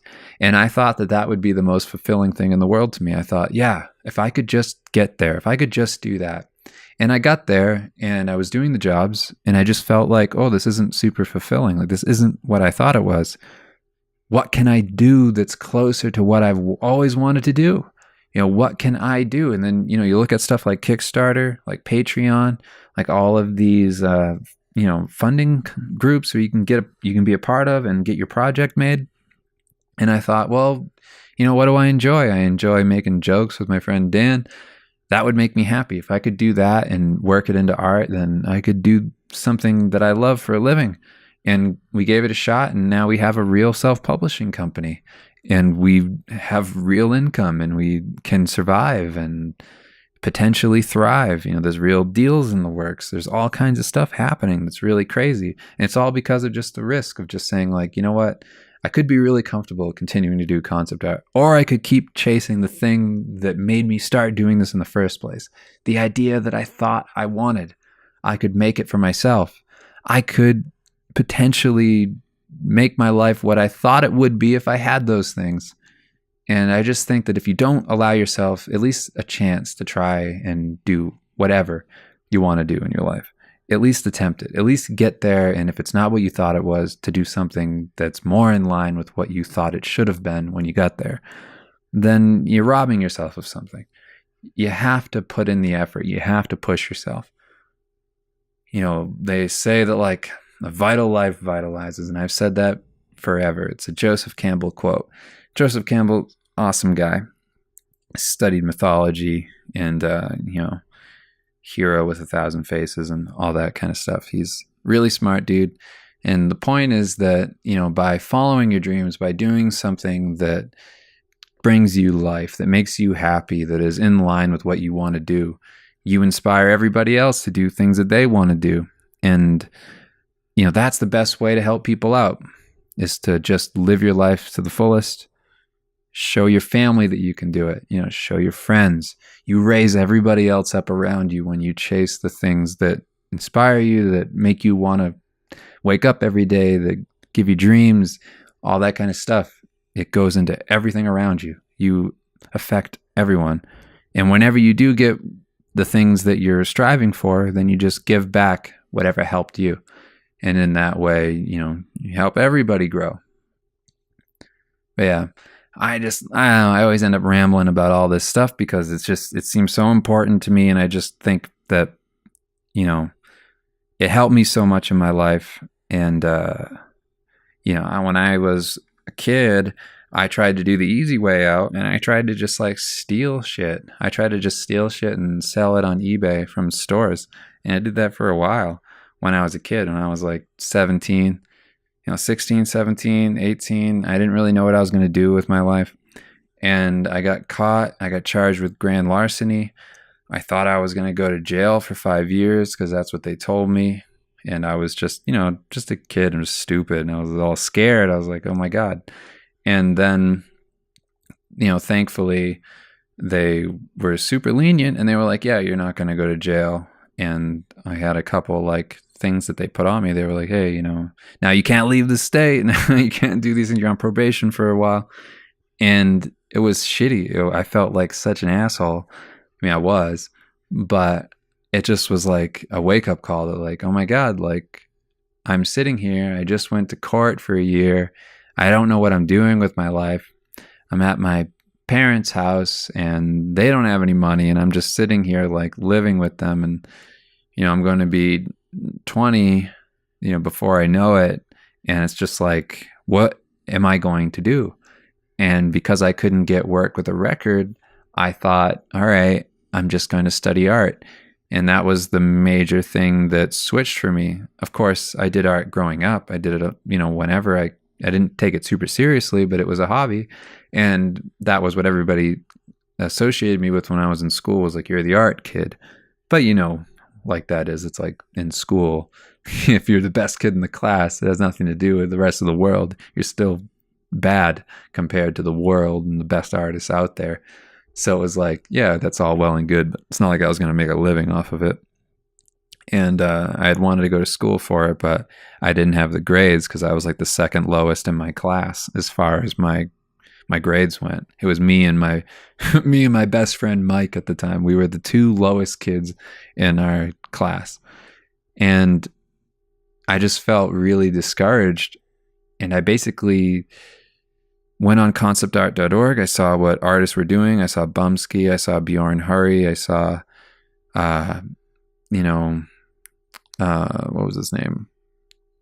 I can't remember the guy's name. I saw Marko Đurđević. I saw Justin Coro Kaufman. All these artists who were doing this for a living. And I thought, if they can do it, I can do it.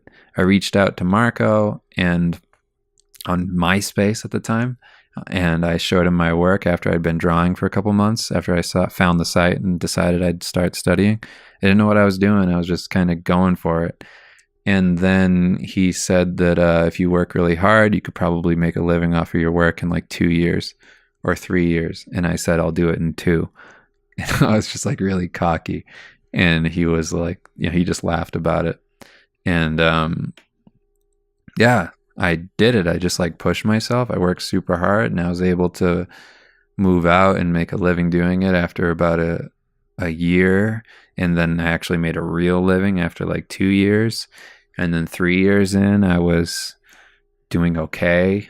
And I started getting magic cards, I think in my 4th year or something like that. I got into D&D and magic cards and all that. But yeah, I mean, all I'm really trying to say is that I didn't know what I was going to do.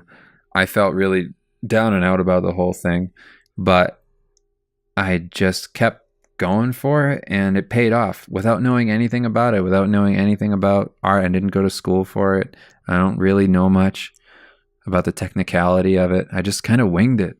And even just by winging it and, just some determination to do it, was able to make a living eventually. Ask enough questions. I went to a couple events. I talked to artists on messengers, and I messaged people on conceptart.org and MySpace and stuff. And that was all it took. I had the realization that these people were just like me and that I could do it too. And that was all it took, was just, just knowing that these people are humans, just knowing that these people that were amazing artists were just like me was enough to convince me that, okay, this is something that I could do too. And that's all I'm really trying to say here, is that if you think I'm anything, I was nothing for a long time. I didn't know what I was doing. I was really kind of just like depressed. I didn't know what I wanted to be. I was making stupid decisions in my life. And then I just started doing something without having any idea of how to do it. And it led somewhere. And now I'm here talking to you. So yeah, I mean, anybody can do it. You just need to put in the time and effort and take a risk, jump in, let yourself fail, and see where you end up. Because there are much worse things you can do in life than to spend a couple years bombing at art. A lot worse things. Yeah. So back to the image. Right now, I'm turning on a soft light layer. I just selected an area of the shadows of the piece, and I'm just bumping that up a bit. Well, I guess down. I'm making it darker. I have the brush opacity set to 20%, and I'm just kind of working that into the darker areas. And then I kind of thought like, yeah, maybe that's a little too much. So I made an adjustment layer, and I chose levels from the adjustment layer. And that basically allows you to control the values, so you can boost everything that's in the lighter range using the right slider, and you can boost your shadows up if you want as well. You can make them darker using the left slider, and then the middle is the kind of in between where you can move that around to adjust that as well. And I just bumped up the light a bit, made it a little bit brighter because I was getting pretty dark with it. And I've made a color balance adjustment layer there, and I'm just kind of making it feel a little bit cooler. It's not very saturated, the image overall, but I'm trying to not go too far in any direction. Like I was saying before, I don't want to go too dark. I don't want to go too light with anything. And I also don't want to go too saturated. And I'm trying to stay in the kind of middle of the road area, like I was saying before. Right now I'm using an overlay layer. I chose a warmer orange tone, which is kind of like, which is one of the colors that was already on the orc to begin with. And I'm just kind of brushing that on again at 20% opacity with a soft round brush. And I'm just trying to see how I want this to look on the piece. Do I want to go this saturated? So you can see me now. I'm going in with my eraser, soft round again, set to 40% opacity. And I'm just lightly erasing out some of that orange. So I kind of want it to fall on the areas that have like the blood under the skin. And now I've created a selective color adjustment layer, and I'm adjusting the neutral tones, made them a little bit less yellow. And then I adjust the reds because that was the thing that was bothering me a little bit.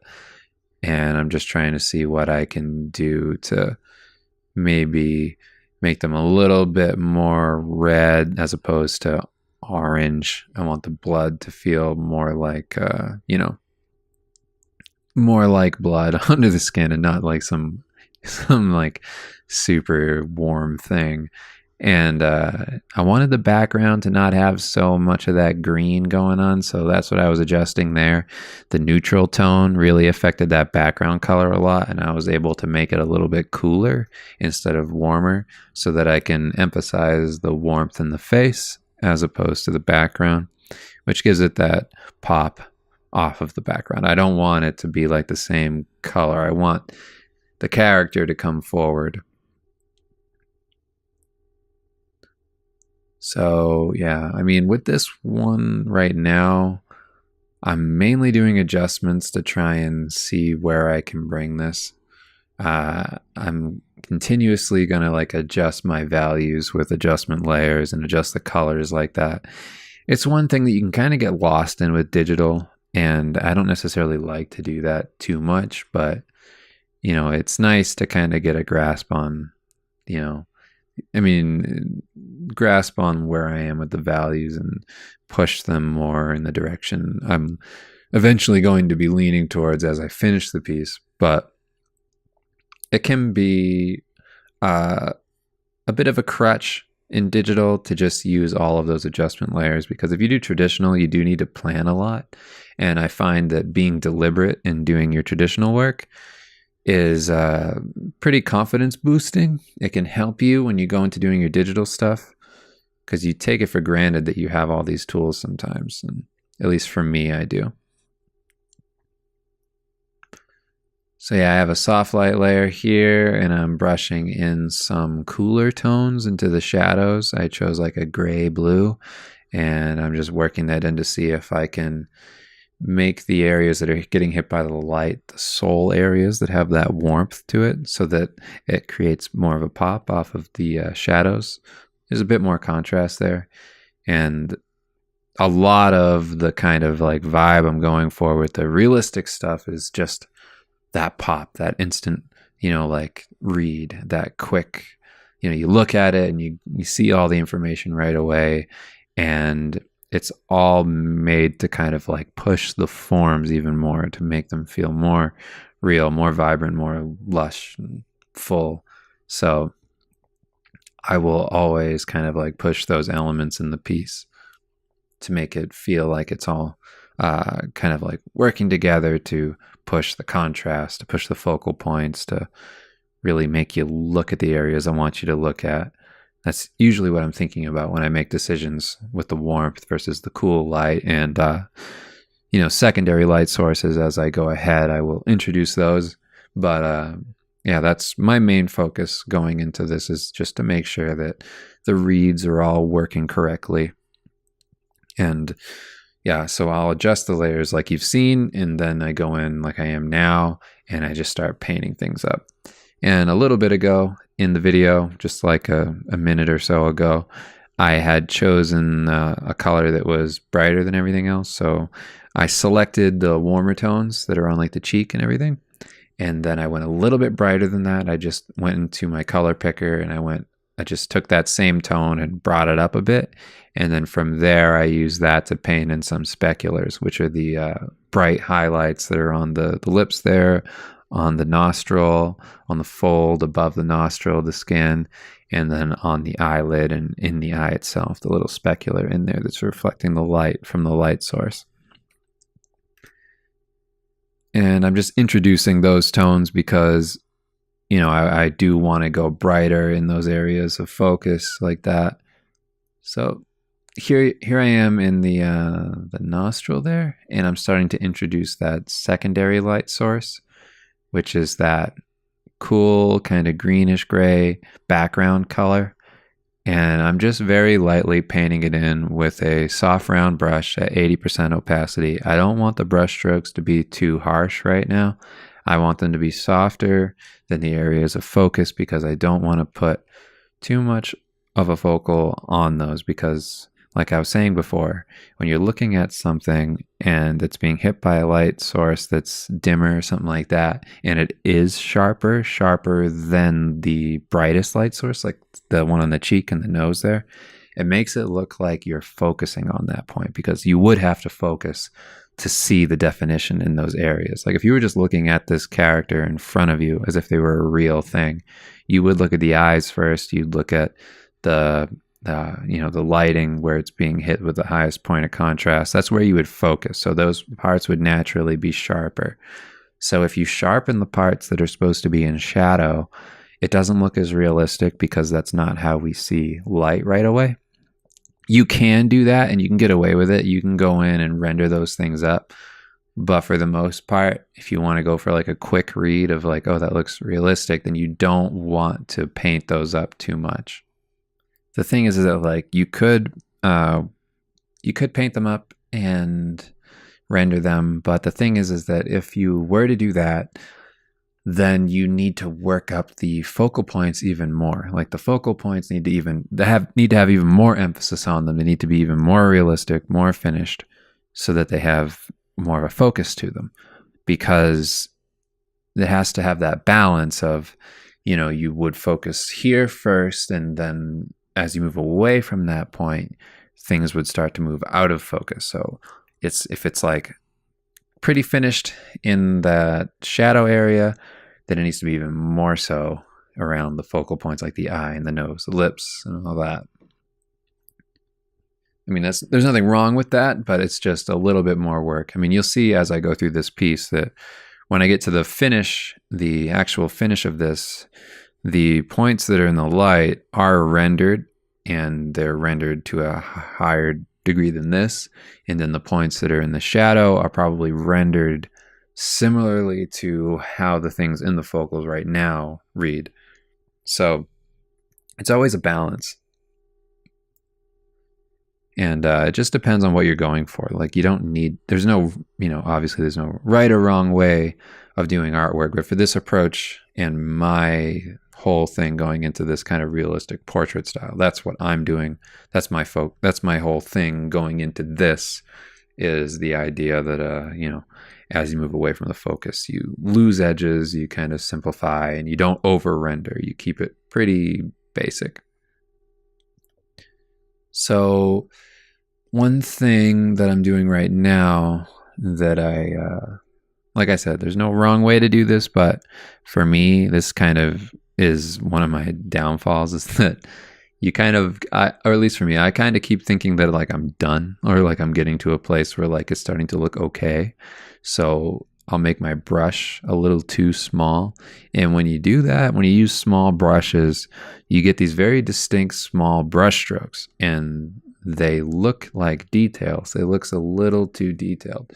So I will need to go over all of this that I'm doing right now, everything I'm defining, and soften it and make it look a little smoother, and make it have more of the, it needs to have the effect of looking realistic without looking super defined. It's kind of like how if you look at somebody with long hair, right? If you were to paint that long hair, you wouldn't paint every individual hair. That's one of the things that a lot of people do when they're starting out, is they will go really hard into the details. And the problem with that is that that's not how you see those things. That's not how you actually perceive it.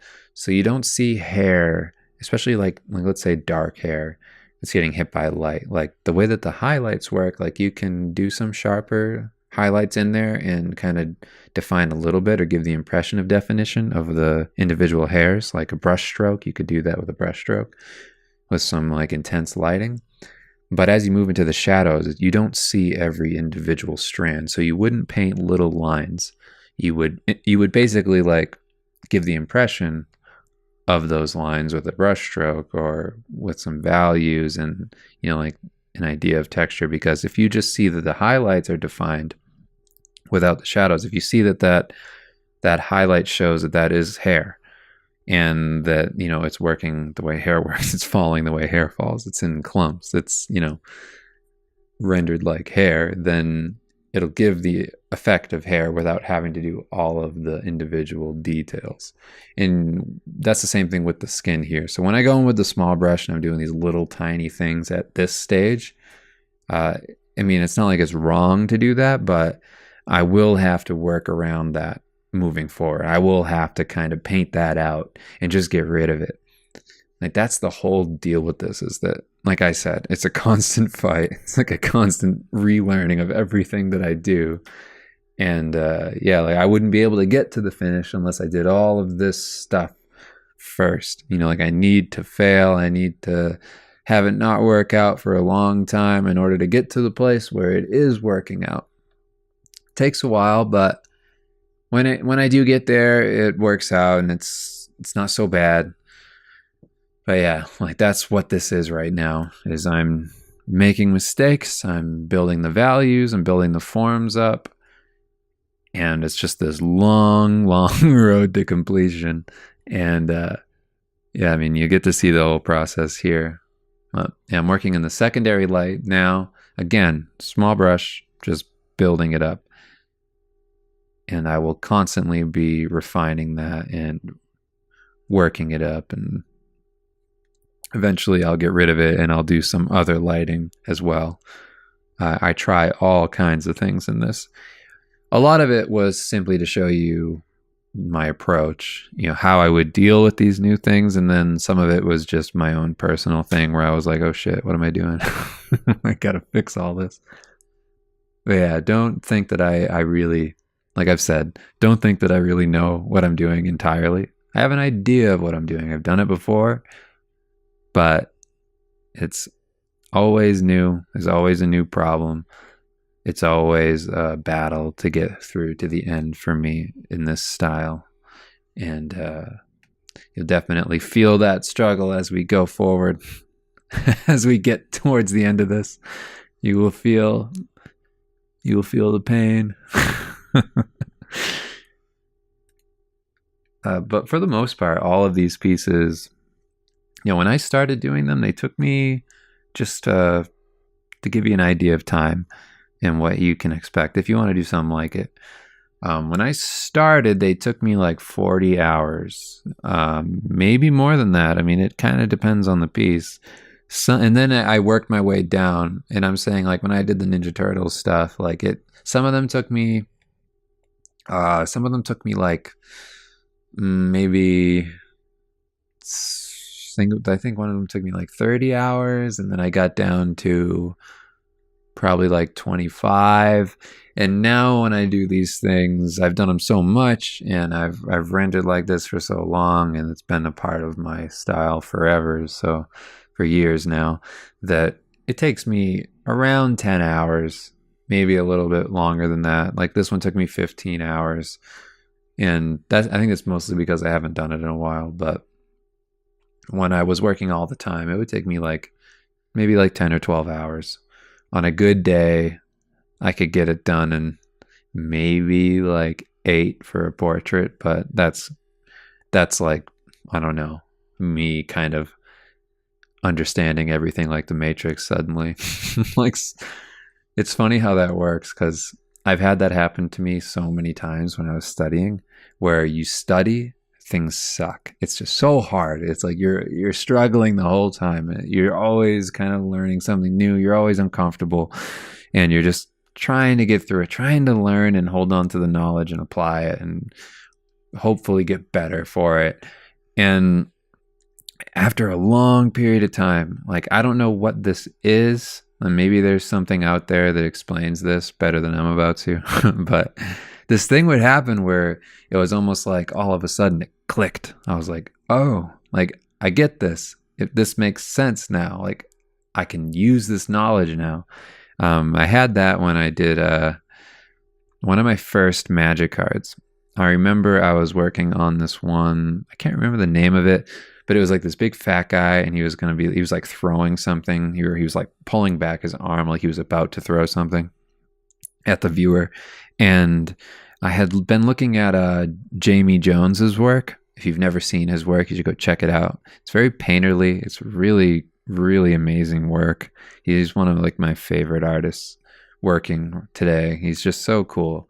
I love like everything he does. But yeah, Jamie Jones's piece, I can't remember which one it was, but I was looking at it and I was like, oh man, I wish I could paint like that. So I just, I was like, I'm going to do my very best Jamie Jones impression. And I applied a lot of like what I had been learning in my studies to the piece. And I tried to keep it loose and painterly, like the way Jamie Jones does, while using the lighting that I've learned. And I realized when I was doing it that like I hadn't truly been applying my approach of my studies to my client work or any of the work that I've been doing.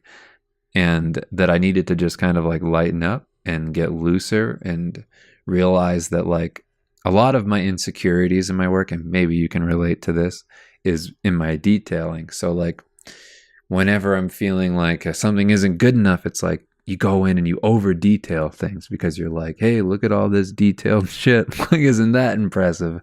And it's like, yeah, maybe. But, you know, it was my way of just like kind of overcompensating for a lack of understanding of these other things, of like realism and simplification, and being able to have like instant reads with my lighting without having to like, you know, put on a show and be like, look how good this is. Like, it feels a lot more confident when you can do things simply. And looking at Jamie Jones's stuff, I was just like, wow, he gets so much information down with these like simple brushstrokes. And yeah, I will eventually in this tutorial, I'll remember that about myself, and I will change what this whole thing looks like. And you'll see where that comes through. And when I used to look at that work and when I was doing that magic card, I kind of let myself be like, okay, worth isn't in the details. It doesn't make it better if I go in and I over render and over detail and go nuts trying to like impress people with these little tiny things that I think are important. Sometimes it's more important to just go in and make sure that the read is good. Just this is a good picture. The bones of this picture are good. The base of this, the foundation is well done. And then you can put details on it and then it looks all right. Little details that only serve the illustration, as opposed to doing what I thought you needed to do. There's a lot of artists that work in D&D and things that, you know, like their whole thing is that they do these little details, these little intricate things. And there's nothing wrong with that. It's really cool. There's a lot of people that I like that do that.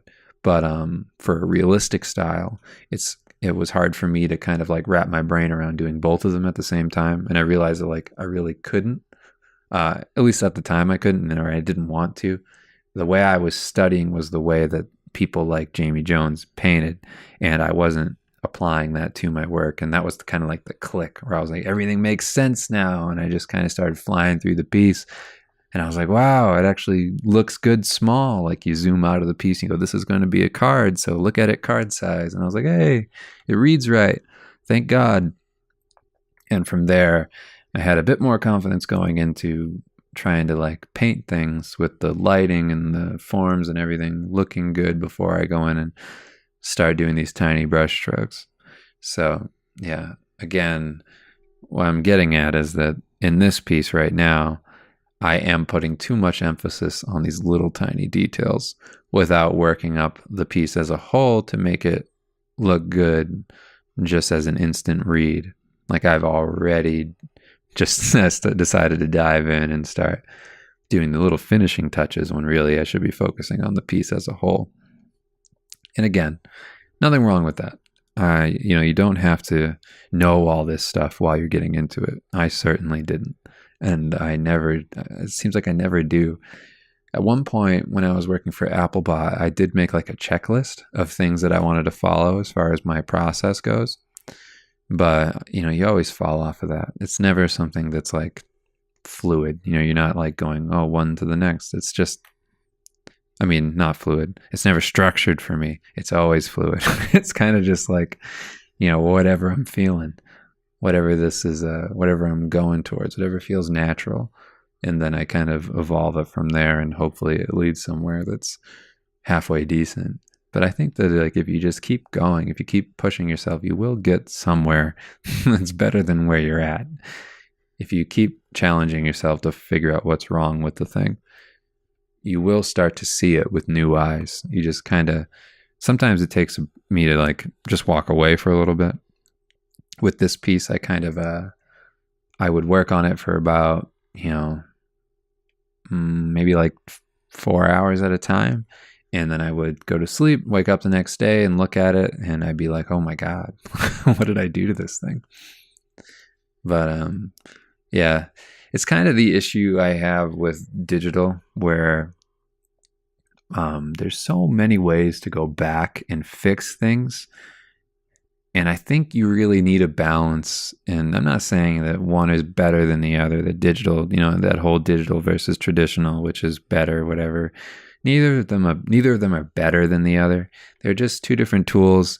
But I think that you learn different disciplines from each. in digital, you have the added benefit that you can jump in and do work quickly. You can get something done like this in 15 hours without needing to wait for it to dry over and over again. Whereas traditional, you do need to wait and whatever. And you could look at that as a negative. You could say, hey, yeah, you got to wait for it to dry and whatever. That doesn't work for production. You need to be fast. If you want to be a concept artist, you got to be a fast artist. You got to be able to put out stuff on a tight deadline. And sure, you do. But there's something to waiting. There's something to waiting for that paint to dry. And it's like you have this process that is telling you to like take a step back. Like, take a step back, man. You can't keep working on this. You just physically can't, because this thing needs to dry. And when you do take that step back and you have that patience and you can come back and look at the piece when it's done, it's like, I like traditional because every step of the way you're being deliberate. You know that if, like, for instance, you're doing watercolor, you know that the watercolor is going to take these steps. You know that you're going to have to wait for things to dry or whatever. You know you're going to need to be deliberate with everything, that you don't have Control Z, that you don't have an option to shut off a layer and say, well, that was a dumb idea. You don't have those abilities.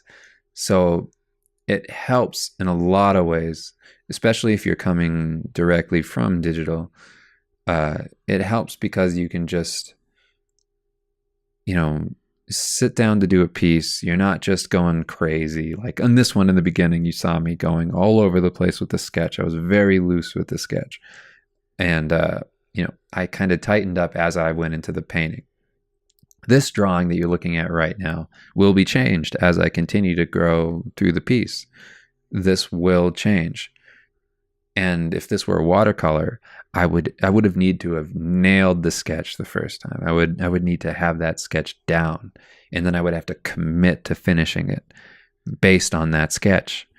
And through that, I would go, I'd get through to the end. If there was something wrong with it, then I'd be like, oh man, that would put extra pressure on me to then come back to that stage when I'm doing my next piece and go, okay, last time I didn't spend enough time on getting this right. So now I better get this right. And I think that that's something that's kind of lacking in digital, where you don't have to do that. You can take a bunch of photos and put them together and then paint on top of them. Like you don't even need to have the ability to draw, really. It's like you can just mash stuff together and make something that looks halfway decent. And I think that because it's so loose and free, you have the coolness of just being able to play around. Like, hey, I can do whatever, and it either works or it doesn't. But it's it's kind of like a disposable thing. Like I can make as many mistakes as I want, and it doesn't cost as much as my paint. But at the same time, you don't get that feeling of like if you've played the game Dark Souls, it's a game where you go into it and you can just die. You can just die and get a game over, and then just, you got to go back and do everything again. Like it's such a risk when you're playing the game. It's really cool. It's super hard, and it's like you're always committing to something. Like when you go in to fight a boss, you're like, I know what I have to do. Like I'm gonna try really hard. I have to beat this guy. Like he's gonna be crazy difficult, and I know that going into it. So I'm ready for it. As opposed to playing a game where that you have endless retries, you can die a billion times, and it's like it doesn't feel as important to kind of like be good at the game. And that's kind of what watercolors was like for me. It was like jumping into watercolors was like, oh, okay, this is a world where I can't be this guy who makes a ton of mistakes all the time. Like, of course, I'm going to make mistakes, but as I go, if I plan on making stuff that looks finished and good, I need to really work extra hard to make these things, look decent. And that involves planning. That involves making sure that I'm absolutely doing the best I can with my references, if I do have references, that I am double, triple checking my sketches, making sure that they're good, that the final lines before I paint are good. And then and only then can I go in and do the next step, which is rendering. And I don't really do that when I'm doing digital. But yeah, of course, it goes both ways. I would just say that you should do both. Try everything. Get the discipline of traditional, definitely. The argument shouldn't be that one is better than the other. It should be that both have a benefit, a huge benefit. And that if you don't try both of them, if you don't work in both of those disciplines, then you are missing out on a whole world of understanding, of knowledge. Expose yourself to all these different approaches. There's nothing but good can come of that. You'll see me endlessly noodling away in this piece. And this is kind of like, this piece in particular is one of the first ones that I've kind of come back to and just been like, yeah, I'm just going to render and render the way I used to and try and make something that looks finished. It's been a long time since I've done that. And it was kind of like shocking, like how weird it felt going from like traditional to this again. As the last things I was doing that I felt were more like real and rendered was some of my watercolor stuff. And it was freeing a little bit. It felt like it felt cool to just be like, hey, you know what? I don't feel like the shackles of traditional. But at the same time, it's like I would love to do, a watercolor tutorial. I would love to, like, whenever I'm good enough, I feel like I'm good enough. Maybe that'll never happen. Then I would love to cover that, because I think that approach is equally as, freeing in a different way, where it's like, I don't know, it's like a final exam versus these practice courses. It's really cool. But yeah, don't think of it as one is better than the other or worth more than the other one. Well, actually, as far as worth goes, it is way more worth it if you're working on like comics or you're doing covers for anything popular. You're working in magic cards. At least do sketches. Let me just throw that advice out there. At least do sketches. If not, some kind of base painting thing before you jump into digital, because you can sell those originals for a lot. If the card ends up being popular, you can sell that stuff. I can't tell you how many times I've been asked for originals. Like, would you ever be willing to sell your original for Green Sun Zenith? And I'm like, they're really like, there were some loose pencil sketches, but like I didn't do a painting for it. If I had done a painting for that, it would have been a whole different story. I would have been able to actually sell that thing. And yeah, if you have a chance to, and you can, I would suggest that you at least do it a little bit. Like, just try to do something. Try to do at least a base, anything. The loose ideas in the beginning. Collectors love that stuff, and it only helps you, especially since people are fans of that kind of thing. Like if you do Marvel comics, like it's great to have original artwork for the covers and things.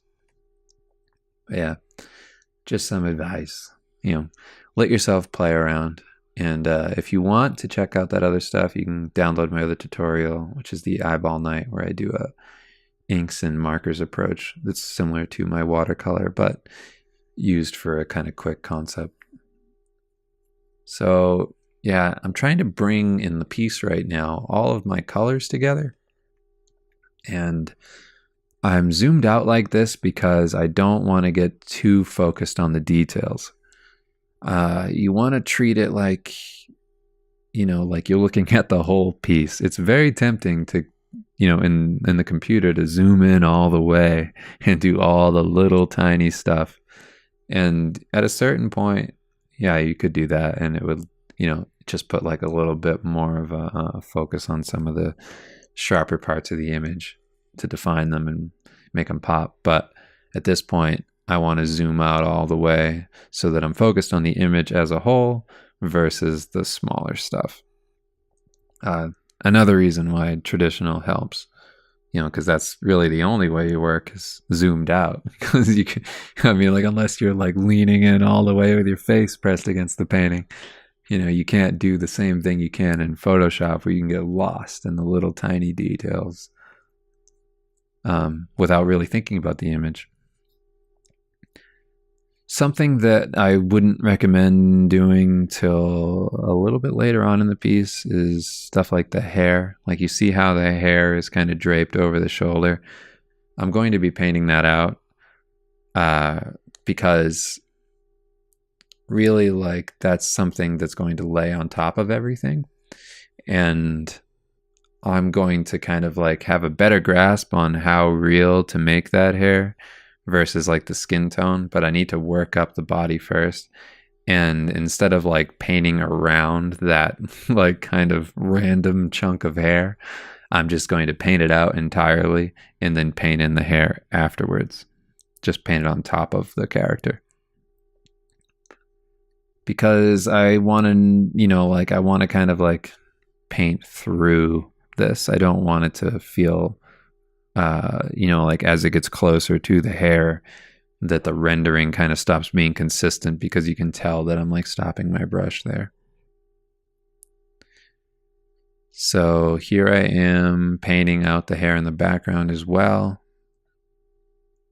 I'm just trying to get a clear kind of silhouette on the character, because when I get really loose with the brush and I just start sketching around and working up the values and things, I can kind of lose a lot of what I went into the painting, like the intentions of what this character is going to be. So I'm trying to be a bit more deliberate here and just show that, okay, this is where the form is, this is the shoulders, this is the, this is this character's body, and then I'll render from there. I'm just trying to keep those forms intact so that I know that those are like my boundaries for the character, instead of keeping it like super open. I don't want to keep painting out into the background over and over. I just want to like have the defined form there, so that when I do lose forms, like in the back, on the shoulder, the back shoulder, the back, the neck that's in the shadow there, that like I know that I'll lose that later. So here I am just going in and blending everything together. I have my soft round brush set to 50% opacity, and it's on a normal layer. I'm just kind of selecting values and working them around, instead of going in and noodling all those small details like I had been doing for a while. Trying to make it feel more like skin. Building up the values there. Yeah. This is a fun thing to do. As much as it looks like a lot of like tedious work, I do like the kind of endless search for the right way to do it. It's like this uphill battle for most of the image. But when you do finally find it, it's like a eureka moment where you're like, yes, this is right. Like I'm finally there. Ah.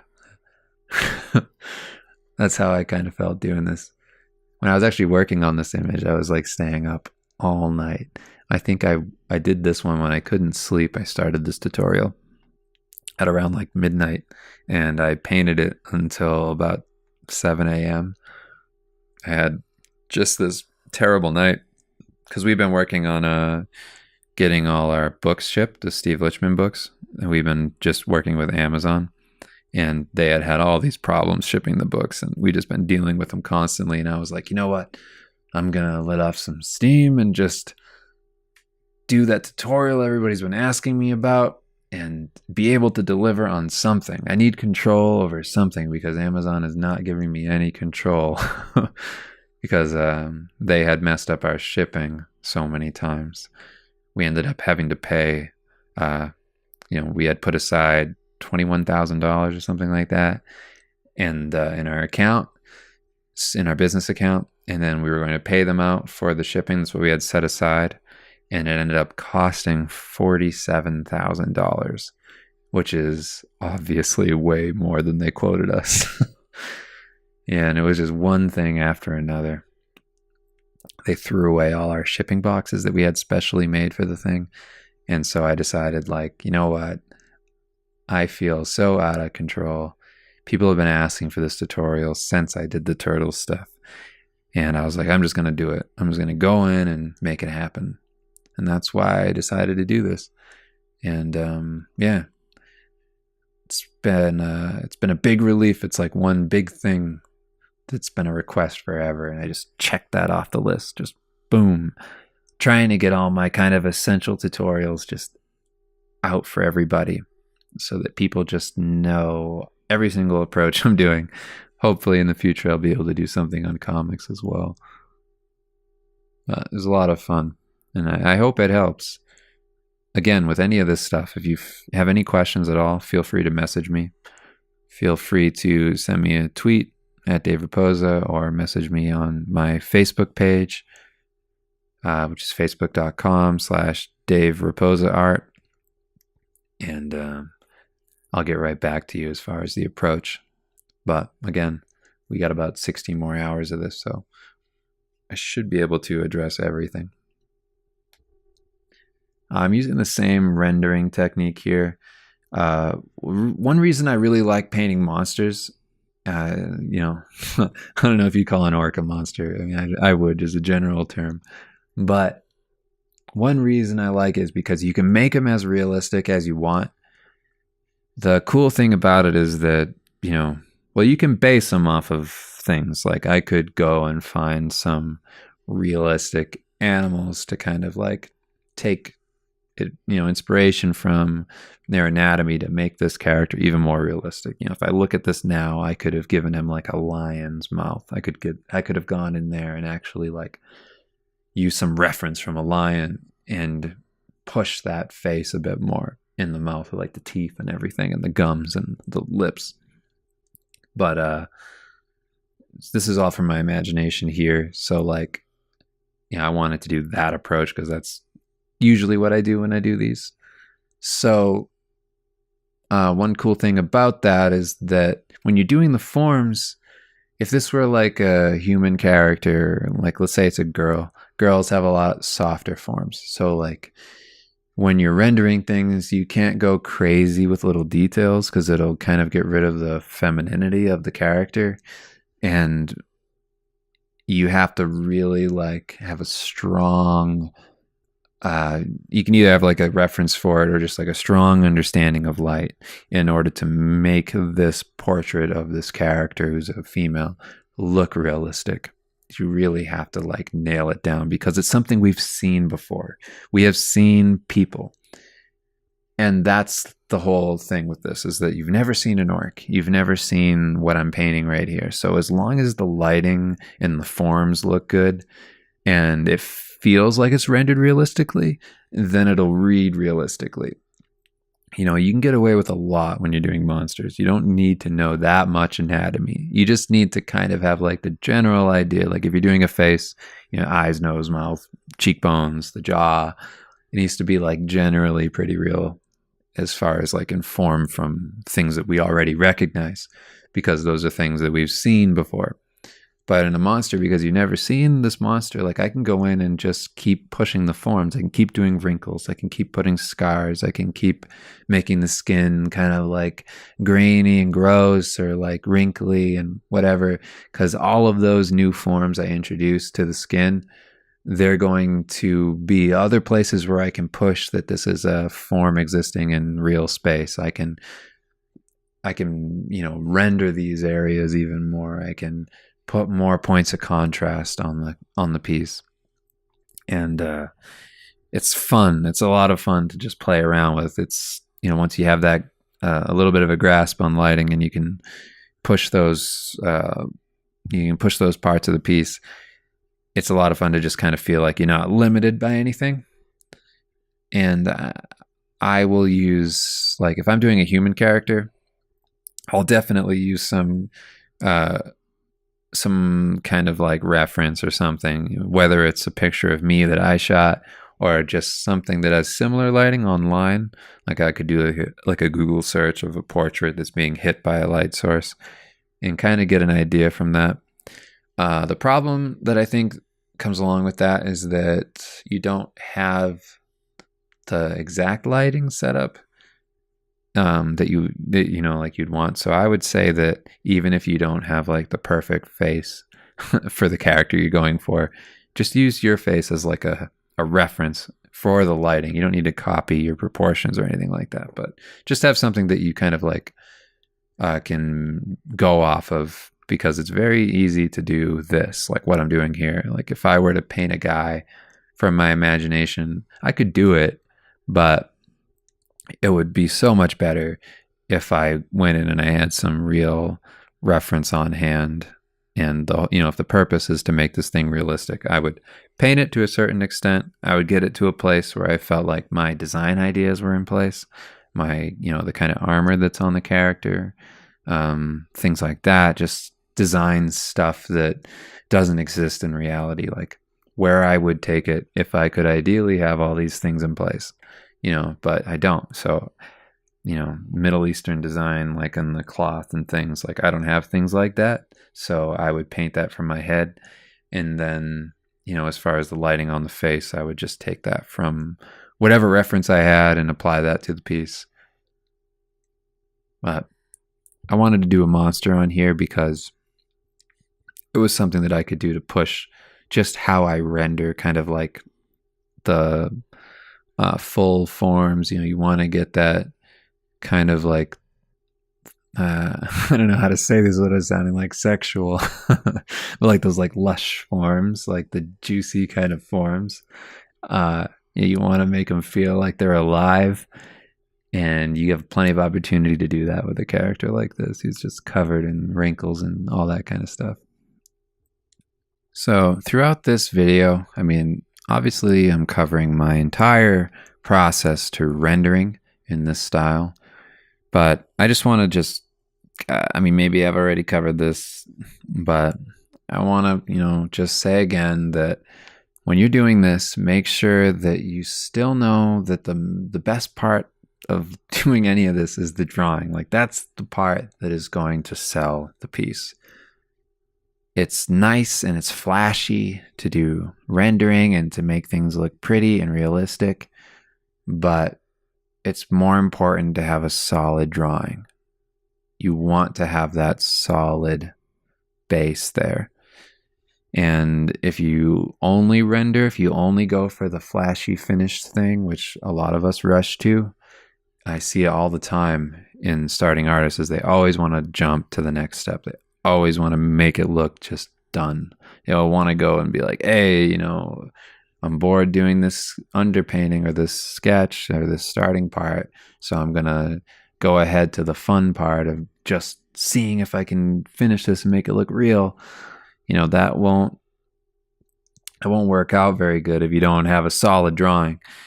So if you are having problems with this, or you feel like your thing doesn't have, you don't have the forms down enough to where it's looking good, then go back to your drawings. Keep studying, keep doing your fundamentals and everything, because that's really the most important part of this. In the piece, I have made a new layer and I chose a darker value, and I started working up the outline. Like I was saying before, I worked up the shoulders and the background, the neck and everything, and I wanted to define those forms a bit more before I go in and lose everything, because they were kind of blurry, and I know that where I'm going in the piece, things are going to be rendered in such a way where the focus, like I said before, will have it'll be a lot more rendered, it'll be sharper, it'll have that real kind of like finished look to it. So it's not too bad if I go in and I just kind of tighten up the parts that are going to be in shadow a little bit more than they are right now, because they are pretty loose, pretty blurry. And that's what I did on the chin there, and on the on below the lip, in the part of the face is in the shadow. And then I went in with the background color and I kind of rendered out the cheekbone there too, because I do want to define those areas. Eventually I will mask out the background and work it up from there. But yeah, it'll be a lot tighter in those spaces, and then soften them up a little bit with the finished image, just because of how sharp everything will end up being. It'll be relative to that for the final piece. You'll notice as we go through this piece that I am not introducing new colors. I never go in and just choose like, what you think of as red or yellow, whatever. Like I won't just pick a color from the the window there, the color picker thing here on the left. I'm not going to go into Photoshop's color picker and just pick a random color and introduce it to the image. I introduce pretty much every color through washes like soft light and overlay and things that kind of just gradually push the colors in the piece, because you want everything to feel unified, and you never want to just introduce something that doesn't feel like it's existing in the same space as the rest of the image. So when you use soft light layers and overlay layers, it works with the colors that are already in place, the base tones, and it kind of works like a wash, or it'll bump up the tones and put more saturation in them, but it won't be like a stark, brand new color. Just play with it, kind of feel it out, see how it works in Photoshop, and just kind of like see how it affects the colors underneath. And it's a better way than going in and saying like, the sky is blue, so I'm just going to choose the color blue and I'm just going to paint that in just flat blue. Like that wouldn't look very good. Like if this background color were going to be like a blue, I wouldn't then choose a blue color and just start painting directly into that. Like sometimes that's appropriate, but again, I would choose that color by selecting the background color and then finding a tone that's related to that in blue, but not like dramatically moving away from what's already there. You want to make it all feel like it exists in this image here, with the lighting, with the colors, the atmosphere, everything that's there. And that's why like you'll never see me go into that window for the most part and just select brand new colors without having it be some kind of adjustment layer or layer mode. Just things like that help you kind of introduce colors in a more subtle way without having to permanently just like drop this thick blue chunk of paint, on top of everything. If I do end up working with a color like that, I will just make a new normal layer on top of the soft light layer and just start painting with the new colors that have been introduced. And that way, nothing ever feels too stark or overwhelming, or feels like it's, weird. It doesn't fit in with the rest. And I like doing that and everything. The only times that I will introduce a new color that feels a bit more vibrant and different than like everything else is like, okay, so if you're looking at this right now, you see the background colors, that gray, green, blue kind of color. I would select that and then choose a slightly more saturated, as in like the color would be a bit closer to like a truer green or a truer greenish blue, teal color.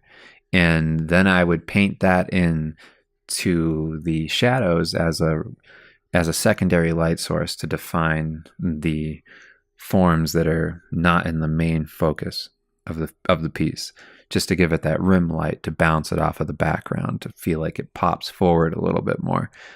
And even then, I still don't stray too far from what I already have, because the idea is that with this background color, that is the secondary light source. So if you're outside, and I said this a million times, but if you're outside and like you're in a field and you see a tree and it's a sunny day, let's say that tree is getting hit by the light of the sun, right?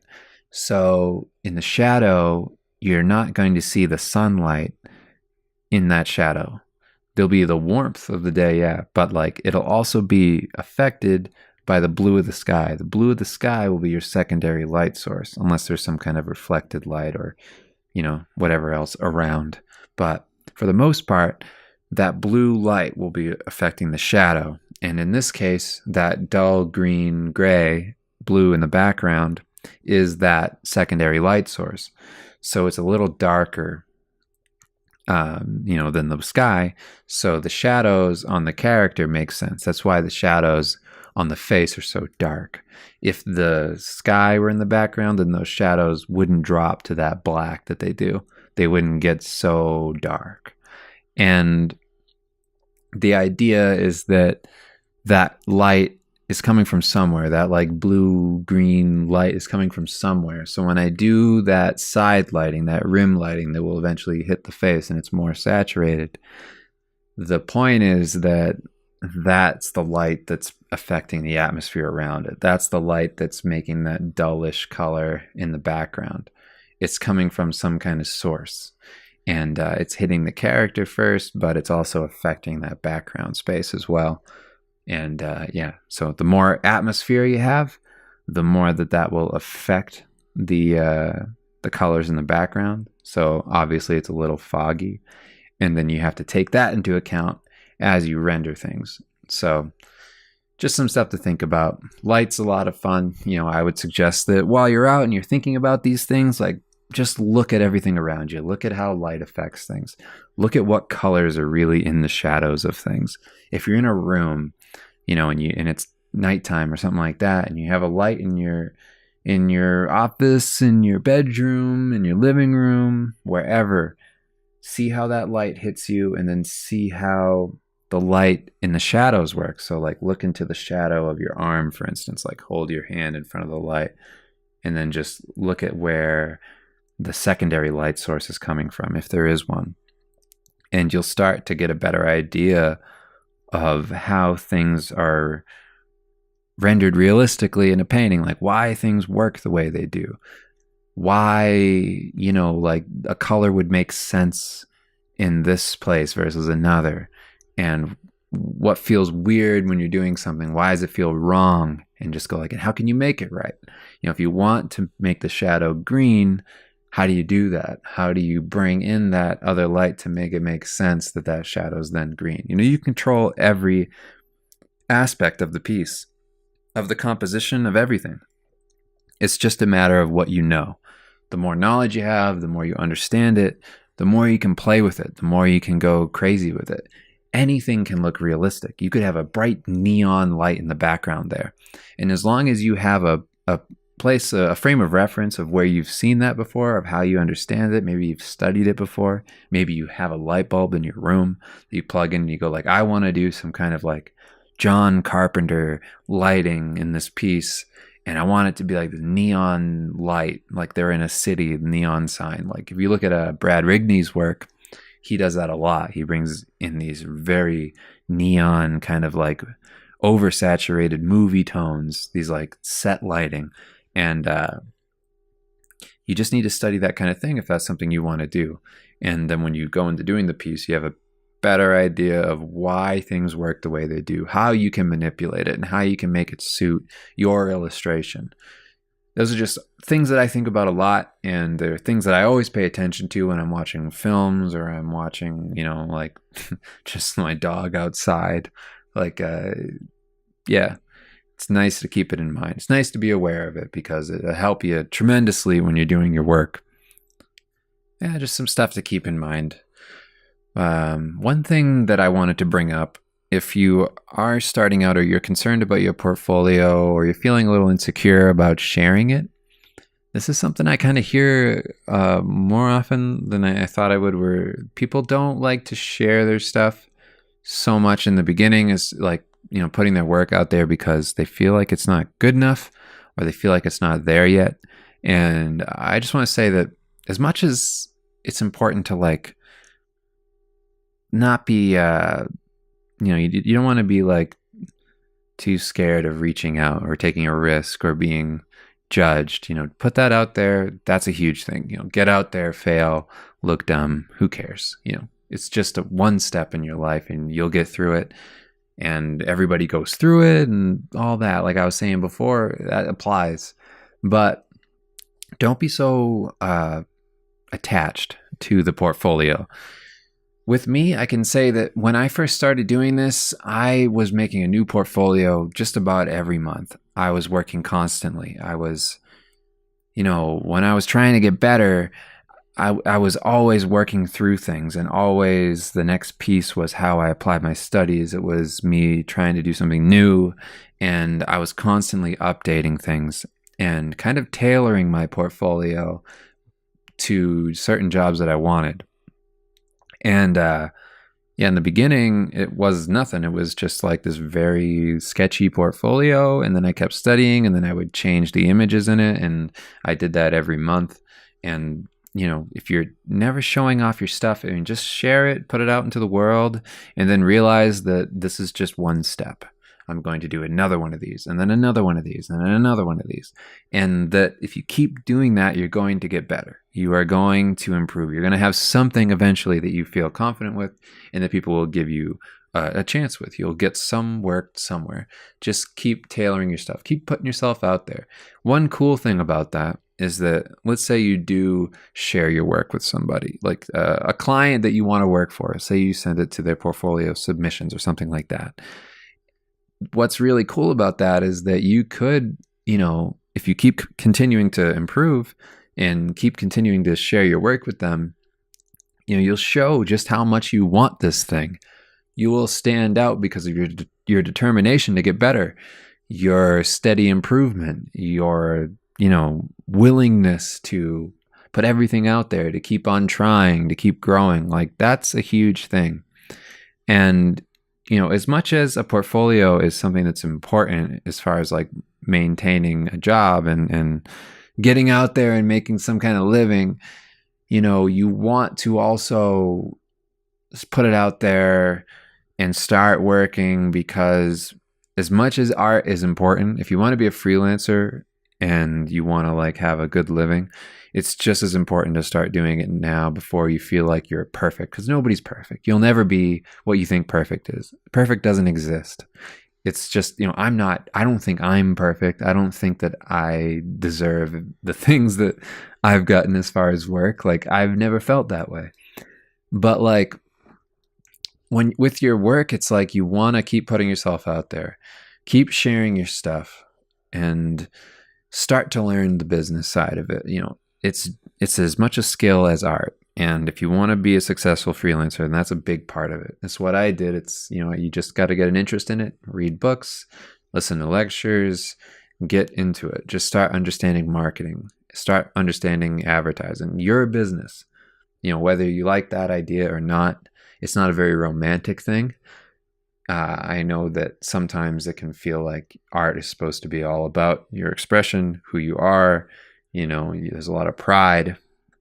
But at the same time, you got to let go of some of that if you want to be successful doing client work, because, you're going to have to appeal to people. You will have to make exceptions. You will have to do things you might not be entirely comfortable with, switch up your style to match style guides all the time.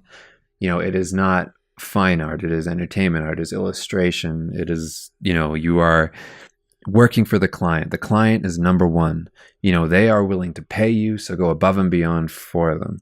And with your portfolio, you put it out there and you start to take on this work, or, you start to get critiques, and you just continually grow it. Don't be shy. Put it out there. Like I said, we all started somewhere, and it's just going to help you get better. So join up with a group or something, and just be a part of that, and start to talk to people, start to network. That's another big thing. You call it networking, but that's kind of, that's kind of sterile and weird to just like think of people like that. What I'm saying is that join these things and find like-minded people that you trust, people you like, and just start making friends. Ask people for help, talk to them, be a human being, maybe go to events, just become, somebody, and people will help you out. We're all people. At the end of the day, that's what we all are. It's not just this robotic thing of illustration where you're either the best or you're nothing. Like, you just got to be nice. You got to be a nice person, easy to work with. You got to know people, have friends, or just be amazing. You could be just an amazing artist who's a piece of shit, and you could have success that way. But yeah, I mean, you don't need to be the number one person in the world. You just need to be easy to work with. Yeah, I mean, like, it's not so much your portfolio that is everything. It's also who you are and what you're willing to do, and your personality. There's so many other things at work. People will give you a shot if you're persistent and you're nice and you help and you're like, you know, you're smart, you have other ideas to give. And a lot of things that have kind of gone away from, I guess, I wouldn't say gone away, but they're not so much a focus anymore. It seems like people don't care so much about good ideas. And I don't mean that to like insult anybody. That's not what I'm saying. I'm saying that like we put so much of a, I don't know, like a high praise on like rendering and making things that are realistic that we kind of forget that there's this whole world out there that doesn't do realism, that isn't focused on that being the number one. And, there's comic books, there's all these different things that are very successful that aren't these very polished, totally realized ideas. They're just cool. They're just cool things, or they're funny.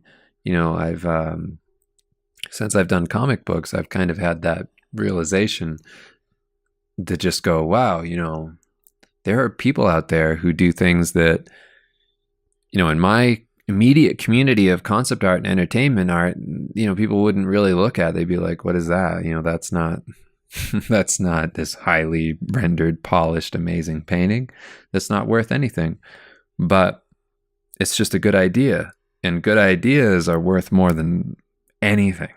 Anything. They're worth more than the best rendering on the planet. It's like you could be the greatest artist in the world as far as like realism goes, but if you don't have solid, cool ideas, it doesn't mean much, because there's people like Cyanide and Happiness. You could look them up.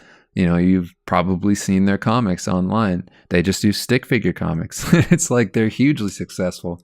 All their videos on YouTube get like 6 million views, and it's crazy. Then there's the Oatmeal. There's all these little like web comics that exist that are phenomenally popular. It's like, wow, how'd you do that? And we have this kind of false idea of success in the immediate concept art field that seems like the only thing that you can have is just, this skill. Everything is skill based. But if you just have cool ideas and you're a concept artist, because at the end of the day, a concept artist just comes up with ideas, concepts. That's what a concept is. It's an idea. It's just if you have cool ideas, the execution is kind of secondary. You want to be able to do this in order to get in. But after that, you don't need to do what I'm doing right now in order to be number one. I mean, it would help if you were amazing at design and you had cool ideas and you could also paint realistically, but it's not all or nothing.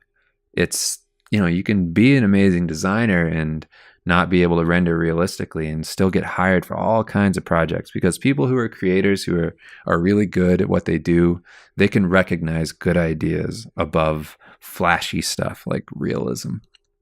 And I would just say that because, when I moved away from doing this style even, and I got into doing like my Starville stuff, like I was saying, I got a ton of jobs. I worked for Double Helix. I worked for Epic Games. Like I worked for movie studios, Marvel Comics. I worked for just tons of people who asked specifically for that style over my realism. And what I realized was that when I got asked to do that style, they were asking for me. They were like, oh, that thing you do, Dave Rapoza, like that thing that you do, that's yours. You like doing that thing, specifically that weird kind of 70s look.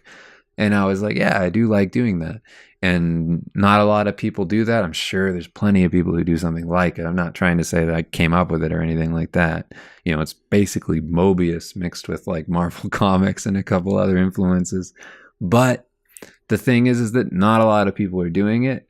And I started to get hired for me as opposed to just being another person who could render. And that's kind of where I take a little bit of issue with things like photo bashing, where I don't think it's bad, but I also don't think it's the be all end all of everything. Like you either do this or you're never getting work. Like, that's just not true. People would like to say that. A lot of, I'm not trying to call anybody out or shit talk or nothing like that, but people like to say that you have to do their thing because it's like an insecurity. It's like saying that, you have to be like me or you're not worth it. It's like they're trying to tell you that, you know, they're the best and you got to be a part of my team, or, you know, it's nerf or nothing. It's just not true. It's just totally not true. You can do anything. Like, look at movie concept art. Look at the concept art for Mad Max, the latest movie. Like, and tell me that that's photo bashing. It's like markers and inks. It's, you know, it's so simple. It's just cool ideas. It's just really cool ideas. That's all it takes. You don't need to be these things. You don't need to fall in line with every single trend everybody's doing. In fact, it pays more to be the opposite. As soon as somebody, you know, everybody's doing one thing, do the opposite. You'll stand out. It's just like contrast in a painting. You know, you want to be that person who's different than everybody else. You know, I mean, you don't have to. I'm just saying that it helps. Like, you know, in a world where everybody tells you that you need to be one thing or the other in order to make a living, you know, it's not that black and white. You can do all kinds of stuff. You can do the total opposite of any of that and make a living. But yeah, I mean, with photo bashing, I would just say if you have been doing that, and there's nothing wrong with it, it's actually a really good skill to have. I worked in marketing for a long time, advertising for movies and things. If you don't know what photo bashing is, it's where you take photos and you kind of like plug them all into a composition, like an illustration, and then you paint on top of that. And then maybe you add more photos and you paint on top of that. And then you kind of make it look like a realistic painting or like a realistic photograph where everything goes together and works in the same space. That's the goal. You want to make it feel like a cohesive illustration without the images feeling too random. And you want to make it work together as this like cool illustration. And it's mainly used on quicker deadlines to get concepts out. And I've seen it a lot now because it's being kind of trumpeted as this thing that's like, you know, you need to be able to do this in order to survive. And I don't do that. Like in any of my work, like I worked on the Ninja Turtles movie. I didn't have to do that. I painted everything. And I've mentioned this a couple times, but I think, I don't know, it's something I believe where it's just, I've heard that like this is the only way to do it because deadlines are unrealistic. And it's like, well, if you want to be a painter who paints things and gets paid for it and you work on those things, just because that exists, it doesn't mean that you have to feel entitled to just saying like, oh, like I deserve to do this job and I should be able to do it. Therefore, I'm going to learn this skill that will make me faster to be able to deliver. And then they do that kind of like quicker approach that is usually kind of used to deliver on quicker deadlines because, you know, you're in a bind or something and you need to get it done. Or you're working on like a movie poster and that's kind of what's expected. But with that kind of mindset, it's like, well, nobody owes you anything. If you want to be a faster painter, if you want to be the best at the thing that you have always wanted to do, then you just need to get faster. You just need to get better. You just need to improve because nobody owes any of us anything. We are not entitled to any of this kind of work. And I would just say that, you know, as tempting as it looks, the easy way out is always tempting. It is a skill you should absolutely learn because it helps you so much going through this industry. But it is not just everything. You don't need to do everything that way. Just as I wouldn't always do watercolor. Sometimes I want to do digital. Digital's faster than watercolor. Photo bashing is even faster than digital painting. And it's like, it's nice to have the disciplines spread out. Learn everything. Take in all of the information. Don't think of it as black and white. This is the best. That's the worst. Do it all. Have fun. Let yourself experiment. You know, live in all of those spaces. Have a grasp of everything. Because if you don't, then you will be caught in a bind. Because there are a lot of things that you won't be able to do. If you're not a good artist, if you can't draw, but you can photo bash, and let's say you get popular doing that. Like, let's say you get a business doing something like that. And I'm sorry if other people who don't know what photo bashing is or aren't a part of the concept art or entertainment industry are listening to this. I apologize. It's just a ramble. But yeah, like if you only do that, then there are so many jobs that will just be with, you know, that just won't be available to you. The whole idea is that Like, let's say you work up that concept, you get this concept done for a movie or a video game or something, and it's photo bashed, right? And you have this specific lighting and it's based on these photos and it's realistic. Okay, so the client comes back to you and says, I need different angles of this for this poster I'm working on. If you can't draw or paint or render that realistically on your own without photos, how are you going to recreate that character? And I've heard stories about that where people say like, oh, this is where the money is in this industry. But it is not, because that's the middle. You know, there's this thing of, I've heard this before, of saying that, you know, people say that it's easier to do the jobs that are kind of middle of the road. Like this kind of work, it's not the top level, it's not the bottom, it's just the middle. Like in terms of the entertainment industry, that's kind of like the middle, is being able to produce quick concepts like that. Like you're part of the machine and you can just boom, boom, boom, boom, boom. You get these things out. You're not a specialist. You're not like the top tier artist. You're not like a Craig Mullins or something who's like this guy who they hire because that's who that is. They're not a Brahm. You're not like a Paul Bonner, somebody who's just like their own personal thing. You're more of a part of the assembly line, and you're creating works like that. So there's the most competition for those kind of jobs because everybody's vying for that. People don't vie, they don't go for the top, but that's where the least amount of competition is. It's easier to get work at the top because there's less people there. And believe me, I'm not trying to say I'm at the top whatsoever, but I know for a fact that I get a lot more work drawing things because I can draw a little bit. Like I'm not great, but I definitely get work drawing things. And they asked me specifically for that because they don't want the photo bash look, because I can take the images and work it into another composition without having, I can take this other person's piece who had photo bashed the whole thing, and I can then recreate it in different poses, and I can put it into a new composition and make it look at least a little bit realistic like the other one. And that's what they want. So if you are doing that photo bash approach, not that you shouldn't do it, but just don't treat it as like, this is the end of my career. Like I will live and die on this style. It is easy. It is a quick fix. It is a simple solution to making things look realistic. And it is a lot harder, of course, to paint them realistically and, create that image from scratch, of course. But it's worth it. You need those skills. I would just say that like you're robbing yourself of something if you don't. Let yourself learn those disciplines and let yourself take in all of that knowledge. It's so helpful. And it can just, if you know the basics, if you have that fundamental skill, if you can paint that way, then you have such a leg up when it comes to everything else in your life. You're going to be able to be a much stronger artist. You're going to have the ability to do a lot. And, you're going to have a lot more emphasis on it just being you. People are going to hire you as opposed to artist A, B, and C. They're going to say, I want you because you specifically do this thing that you do very well. And it's yours and it's your style. And it feels like there's a real fingerprint on this and it's your fingerprint. Because, you can get a style out of the photo bashing stuff, but a lot of it ends up looking a bit homogenized because it is so similar. It's all based on kind of, the same kind of approach. So it ends up bleeding into, one image into the next. It's nice to have that kind of income, but it's also nice to have the skills to back up a lot of that kind of approach.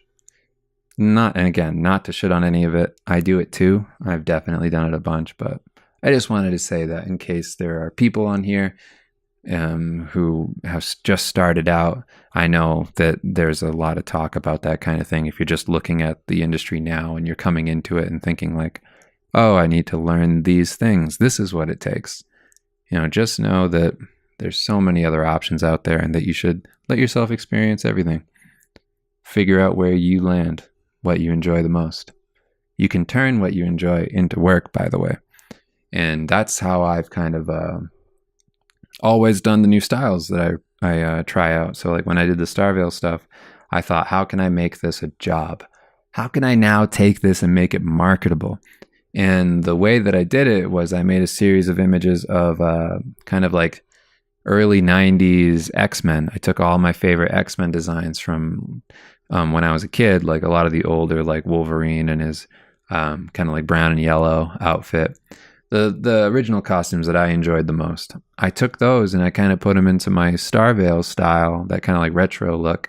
And from there, I just went in and made these like kind of promo images. And I did about, I can't remember how many I did. I think I did like 12 or something like that, a pretty good amount. And I put them up online and they got shared around a bunch. And I do things like that because not for fan art's sake. Like, of course, I like the things I'm drawing, but it helps to kind of like show what you would do if you got hired to do this thing. And it was cool because, well, every time I've done that, it's led to something.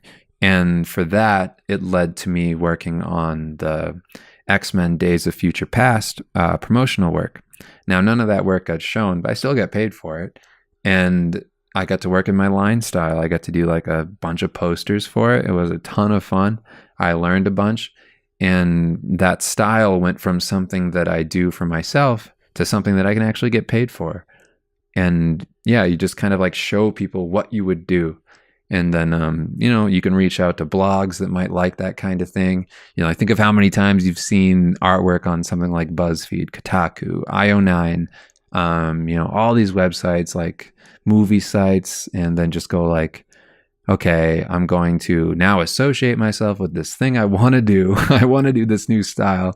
I know nobody's just going to straight out pay me for it. So I need to prove to these prospective clients that this is something people want. And then you do a take on something that's popular and you send it to those sites or, whatever else. Just get creative with it. Put it on Imager, put it on Reddit, and then see what happens. Maybe somebody who works on those things sees it and they hire you. We used to do this with the Crimson Daggers back in the day, which was an online study group that I created. And then me and Dan Warren ended up working together on. We created this thing called the Blood Sports, which was this competition kind of thing. It's not really a competition, but we had this, you'd enter your work and we would, judge it on the stream and based on like the coolest ideas and the most creativity and all that kind of thing without basing it solely on skill. But we had this, once in a while we'd say we're going to do these promo contests that are specifically designed to kind of like get everybody some notoriety. And we did these things where we had the whole group do like an American take on Wind Waker artwork. Like, what would be your take on the cover design if it were to come over to the United States and, the companies over here were to work on it, some artists over here were to design it. And then we sent that out to the blogs and they blew up, and yeah, I mean, like, you could do that. You just have to have a certain amount of images where it makes sense to share it. And that's what I've always done. I've done stuff like that just to kind of get it out there that I am working on these things and hopefully get some work doing it. It's worked out. And yeah, I mean, I just think it's it's the same difference as working on a portfolio for a company. Let's say you want to work for, like you want to work on Doom. So you send your Doom portfolio to id. And yeah, you could do that. Or you could just do some Doom stuff and put it up online and then share it around. And then hopefully id sees it and they go, wow, everybody liked this thing. If it's something that you're passionate about and people can tell that you enjoy it, it's going to resonate with people and they're going to go, wow, yeah, cool. And then they're going to share it and hopefully it leads to something. But if it does, that could potentially change your life. You could end up doing the thing you always wanted to do because a client doesn't see a risk in something if they know it's already popular. If they can point to something you've already done that's gotten successful somewhere else, then they go, oh yeah, what's the risk here? This is the guy who made that Doom stuff. He should work on it. And then you just get that job and they got some confidence in you. Yeah. So just wanted to say, you have so many options. You just got to be creative. If you want to do something you don't feel like is viable, figure out a way to do it. You can do it. It's up to you. Just get smart, get creative, figure it out. There's a whole world out there of people looking for different stuff. As much as you think that you need to be one thing, people don't like seeing the same stuff over and over and over again. People make fun of that kind of thing. There's nothing wrong with it, as far as skills go. There's plenty of skilled people, but yeah, just try something else. Try going against everything and doing the opposite and see what happens. So in the piece here, I have kind of done the thing that I always do, which is, as I'm working these things up, I go in and I do all these little details. And I did, as you can see, like on the head and whatever, I did all these like little like skin tattoo-y things, like scars, where they're just kind of like designs carved into the head. And I thought like, it might be cool to add a little bit more dimension to him, add a little bit more character to the guy, and just kind of go in and start adding new design elements. And it didn't really work out. And another thing I did, which wasn't very cool, was I went in with this texture-y brush, as you can see on the face, on the cheek there. And I just added all these little like dotty textures. And what I was saying before about like adding too much of a focal to everything, that's what I ended up doing there, is it's way too fine a detail. It needs to give the impression of detail. But again, this is something that I'll address as the video goes. But this part here, yeah, I always find myself doing that. And then I'm just like, I got to go back and get rid of all of that. There's just too much going on. And, if you look at like the neck muscles and things, like there's so many streaky brush strokes. And you can do that to kind of start out, just to render them up, to render up the muscles and things. But, I will go over that and lose a lot of it with softer brush strokes. And less detail, just to give the feeling of detail. It's funny though to watch back on this kind of stuff, because I'm just like, I see every single problem. I see everything I'm doing wrong.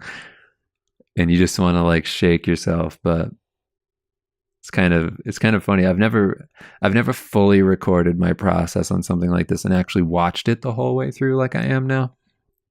So it's interesting to kind of like see where I was at certain points and see where I was messing things up, because I definitely messed up a lot of stuff. And I just kind of didn't notice it at the time because I didn't know where I was going. I had no idea what it would look like finished. I knew where I wanted to go, but I didn't know. And yeah, it's just more it's just more to say that like you don't need to know everything when you're jumping into this. You just don't. You don't need to be perfect. You don't need to kind of like have all your ducks in a row and just kind of run through it and finish it. I think there's this illusion. I used to think this a lot about artists, where I was like, hey, they know exactly what they're doing. Like these people, it's like, oh, how am I ever going to learn this stuff? They're so skilled. They know all this crap about everything. And I don't know how it is for everybody else, but for me, I totally don't. And there's kind of proof of it over and over in this video. But I think that's my approach. Like that's my actual thing. That's part of the tutorial, is that just, I don't know what I'm doing. I'm building these forms over and over and over and over, and I'm correcting course as I go. And I've always done that. So don't get too discouraged if you see if you just look at the final and you go, how do you do that? If you can make it through the video and just check out everything I'm doing here. Yeah, I'm making loads of mistakes. But I am continuously building the forms. Like here, I'm still working up the brow there. I'm still building the values. I am still trying to like work up the shadow areas and add some more values and make it not so like stark. Like when it goes into the shadows here in the piece right now, I lose all of the detail, and it kind of looks a little loose and sketchy as opposed to like intentional looseness. Sometimes that happens where I just kind of am like, oh, it looks loose, but it doesn't look good loose. like it doesn't look like a solid form that's supposed to be that loose. So like if I just get the shape right, and then I kind of imply the detail a little bit in the shadows. That looks a lot better than, leaving it kind of sketchy and just rendering out the rest. So when I was talking about monsters before, that's what I'm doing here in the piece. Is I am just kind of making new forms in the head. Because if you look at like the area above the lip and the cheekbone, like the values there are pretty light, where the light is hitting this character. So I wanted to bring that into the rest of the piece because I felt like it gets abnormally dark as you go up the character's head into the forehead and things. So I need to make sure that those values are a little brighter up there, because it wouldn't make sense if it were just like, bright skin on the face, on the cheekbones, around the eyes, around the eyebrow, on the nose and the neck, and then all of a sudden it's just like dark head, like just a dark head. So that's part of me like rendering up all of these areas. And I did the same thing. Like every time I work on even when I'm working on like a girl character or something like that has like a kind of like more delicate features and the rendering is more delicate, I will use like a soft round brush to build up the forms. And I'm just constantly like trying to bring the lighting up. I'm trying to make everything make sense. It's very easy to leave things loose and leave things too dark. Like I was saying, I want to push through this and make sure that it feels good.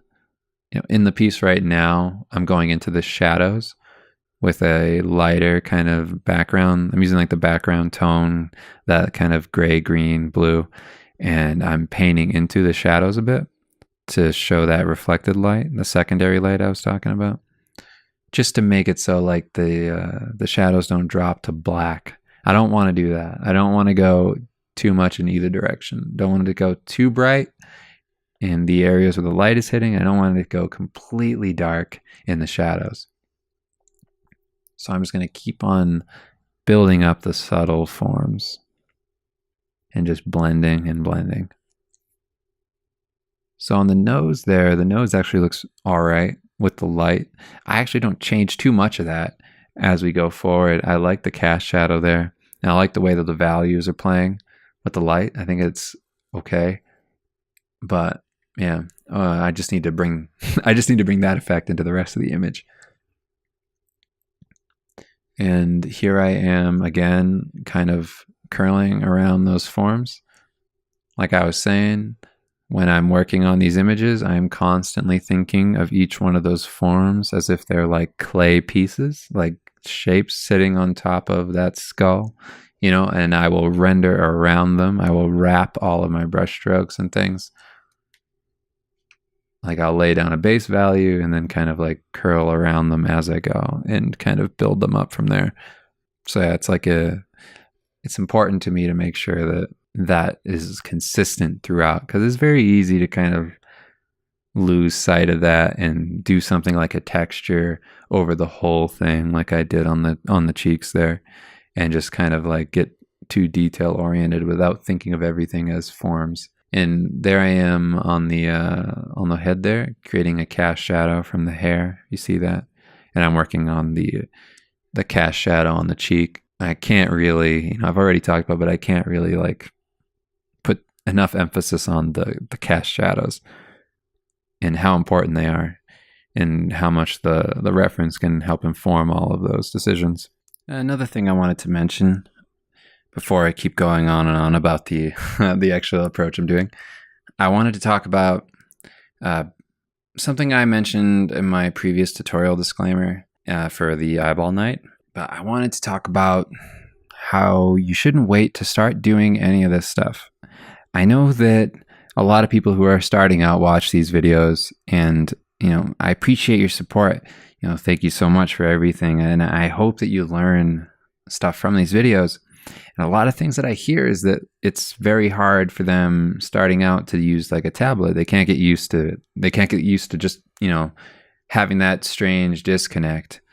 And it's one of those things that is this like kind of barrier to kind of starting out, and you can't let yourself be held back from all that, because it will take a little bit of time, but just work through it. Just keep going. And if you can't do that, I mean, like, you can still apply all of this approach. Like, let's say you don't have Photoshop. Like, you could take my idea of wrapping the forms and use that in your pencil drawings. You know, like, like, don't wait to be in the perfect position where you understand everything in order to actually use the approach. You know, don't like hold yourself back. Don't sit there and say like, oh, this doesn't come naturally to me. Like, I'm not getting it right away, I'm going to stop doing it. Don't do that. Let yourself, you know, like I said before, be uncomfortable and just get through it. It took me when I first got my tablet, it took me about 6 months to really like get the full grasp on it. And it really was just a matter of me sitting with it and continuing to work with it and keep pushing myself. I was actually more comfortable with the mouse before I did anything with the tablet. I used to do Photoshop paintings with the mouse, which is crazy. It was like almost horrible experience. But that's what I used to do because I was kind of scared of the tablet. And I got the tablet as a gift from my school instead of a, what do they call it? Scholarship to go to college because I couldn't afford to go. So they were like, oh, what do you want instead? And I was like, well, I could use a tablet. Everybody on conceptart.org uses one. So I got one instead of a scholarship. And it took me months to get used to it. But, you know, do that and on the side, start drawing. You know, I render the same way I do in the computer as I do drawing, as I do in watercolors, as I do with markers. It's just another medium. It's just another thing. You don't need to nail this down. You don't need to have this perfect approach, and you don't need to have everything figured out before you get going. Just start. Just start doing it right now and be terrible. be like uninformed. Don't know anything that you're doing. Just jump in and get started. Like I mentioned already, you don't need to have this stuff figured out. I remember the first time I heard values, saturation, you know, like vibrance. The first time I heard somebody talking about like, what did they say? I can't remember what it was. It has something to do with the way that the light reflects under the skin. Like just that kind of the way the light spreads out. And when you're like looking at your hand in front of a light and you see like the blood, you know, you see the light coming through your fingers. I remember hearing these things and I was like, I don't know what anybody's talking about. Like, how am I ever going to be a good artist? Oh no. And one thing I realized was that people who spend all of their time trying to like perfect all these things without doing anything, like you can not know any of that stuff and just keep working, keep trying. And, you know, even with your limited understanding, keep pushing yourself and get somewhere. You can get further than everybody that was telling you all these things that you supposedly needed to know. And yeah, I mean, like, it's just like, okay, that's knowledge. That's intimidating. It makes me feel like I'm stupid. Like I don't really know what I'm doing. And yeah, like I don't know everything about how the tablet works. I don't have all these hotkeys set up. I don't have all these special actions in place in Photoshop. Don't worry about it. You know, just experiment with stuff. When I talk about the soft light layers, all the layer modes, just kind of play with it all. Don't worry about like understanding the ins and outs of how everything works technically. You don't need to do that. It isn't going to stop you from improving. It isn't going to hinder your advancement. You know, like it helps to know those things. It helps to have a grip on them, but it isn't going to stop you. Like just keep going, keep learning, keep trying. Against everything, just keep going forward. It will lead somewhere, I promise. The last thing I want is for anybody to watch this and go like, oh, it seems intimidating. I don't want to do it. like he doesn't even know what he's doing. What the hell am I going to do? And that's the point I'm trying to prove, is that like, you can just do it. You can just work on it. And anything that you don't know is going to be informed by the other stuff that you do in your life that's going to push you to have a good grasp on that. You know, just one step at a time. Don't try and be everything all at once. You won't be able to do that. You won't be able to just be like, boom, overnight, I'm Craig Mullins. Yeah, I'm the best. Like, it just won't work like that. You're not going to be Jamie Jones in a minute. You know, there is no microwavable Jamie Jones where in 3 minutes you get to be him. It just doesn't work that way. You got to prepare the meal. You have to make it from scratch. That's just how it is.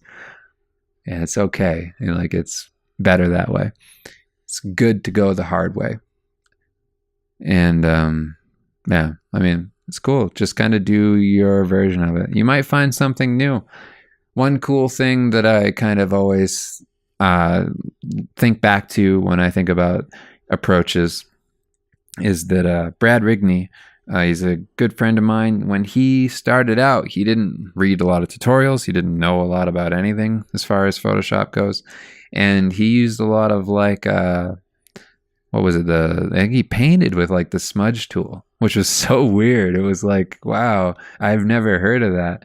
And if he had started out and he had started painting with that smudge tool, so many people would have been like, dude, you're doing it wrong. You're doing this the wrong way. While he was like a bad artist, like when he was starting out, and, technically people were like, ooh, you don't know what you're doing. Like, they would critique that and be like, yeah, stop using the smudge tool. What are you, crazy? But he was able to get like this really cool approach out of it because he just was winging it. He didn't know exactly what he was doing. He was finding new ways to make things happen. And it's just because he went in, blind. He was like, sure, I'm going to figure this out. I'm just going to, against all odds, I'm going to work through this and see if I can make it happen. And he found this new thing. And then just because he was so good at it and because it was a cool look, people were like, oh, I got to do that. It's only wrong until it's right. And yeah, I think it's funny. It's just like, it's interesting. Like, you can just use tools in so many ways, and you can find a way to get there no matter what people tell you have to do. If you work hard, you study right, you focus on the, you just do fundamental stuff. Like, you focus on your values, your rendering, you get this stuff down, you get proportions, put that through any filter and you'll be able to succeed. Like in watercolors, I honestly don't know what I'm doing when I do watercolors. Like, I get down and I start working on it and I'm just like, okay, yeah, I think this is how watercolors work. Like, I have a basic idea, but I think it's wrong. And people still like it. So it's like, okay, cool. It's working to some extent. Like, I'm figuring something out, and I like the way it feels when I'm painting. So it can't be all wrong. And then I'll learn things here and there, and I'm just like, oh shit, I've been doing things in my own way for so long that, oh, that's a totally different approach. And then I learn something new.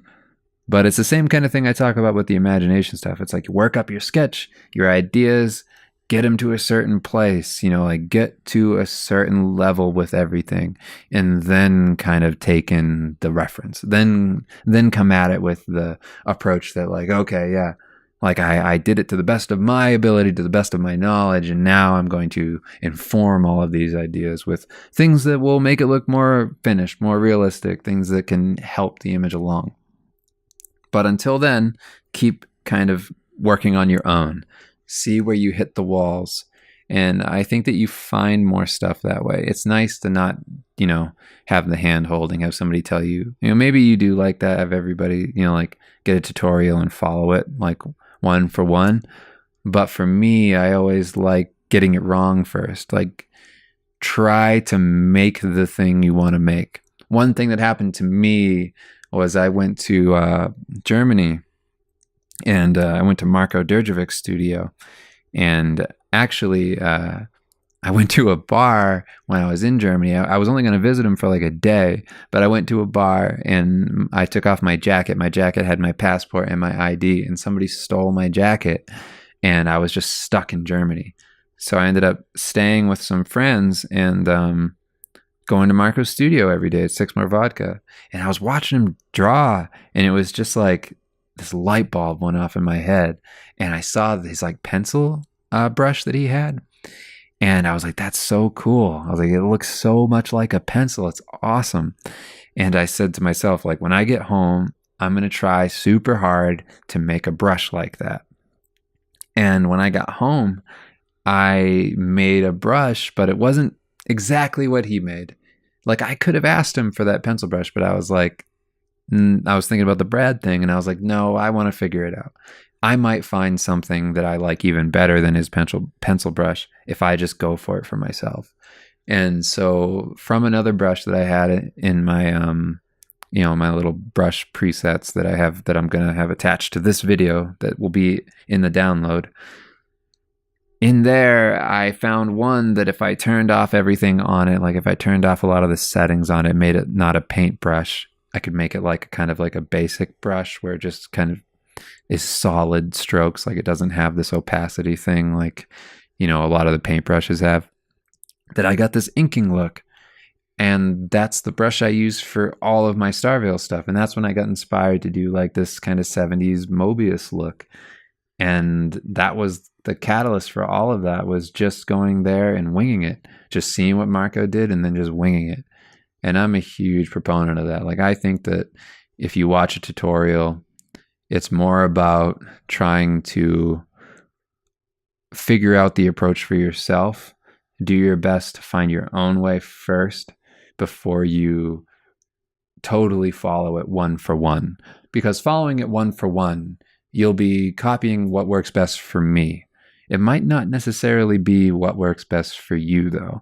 And I would suggest that even if you do follow it one for one, that you then, whenever something feels a little better, I don't know everything. I really don't know, like I haven't nailed down this approach. Like, it's pretty chaotic. It's always a learning experience for me.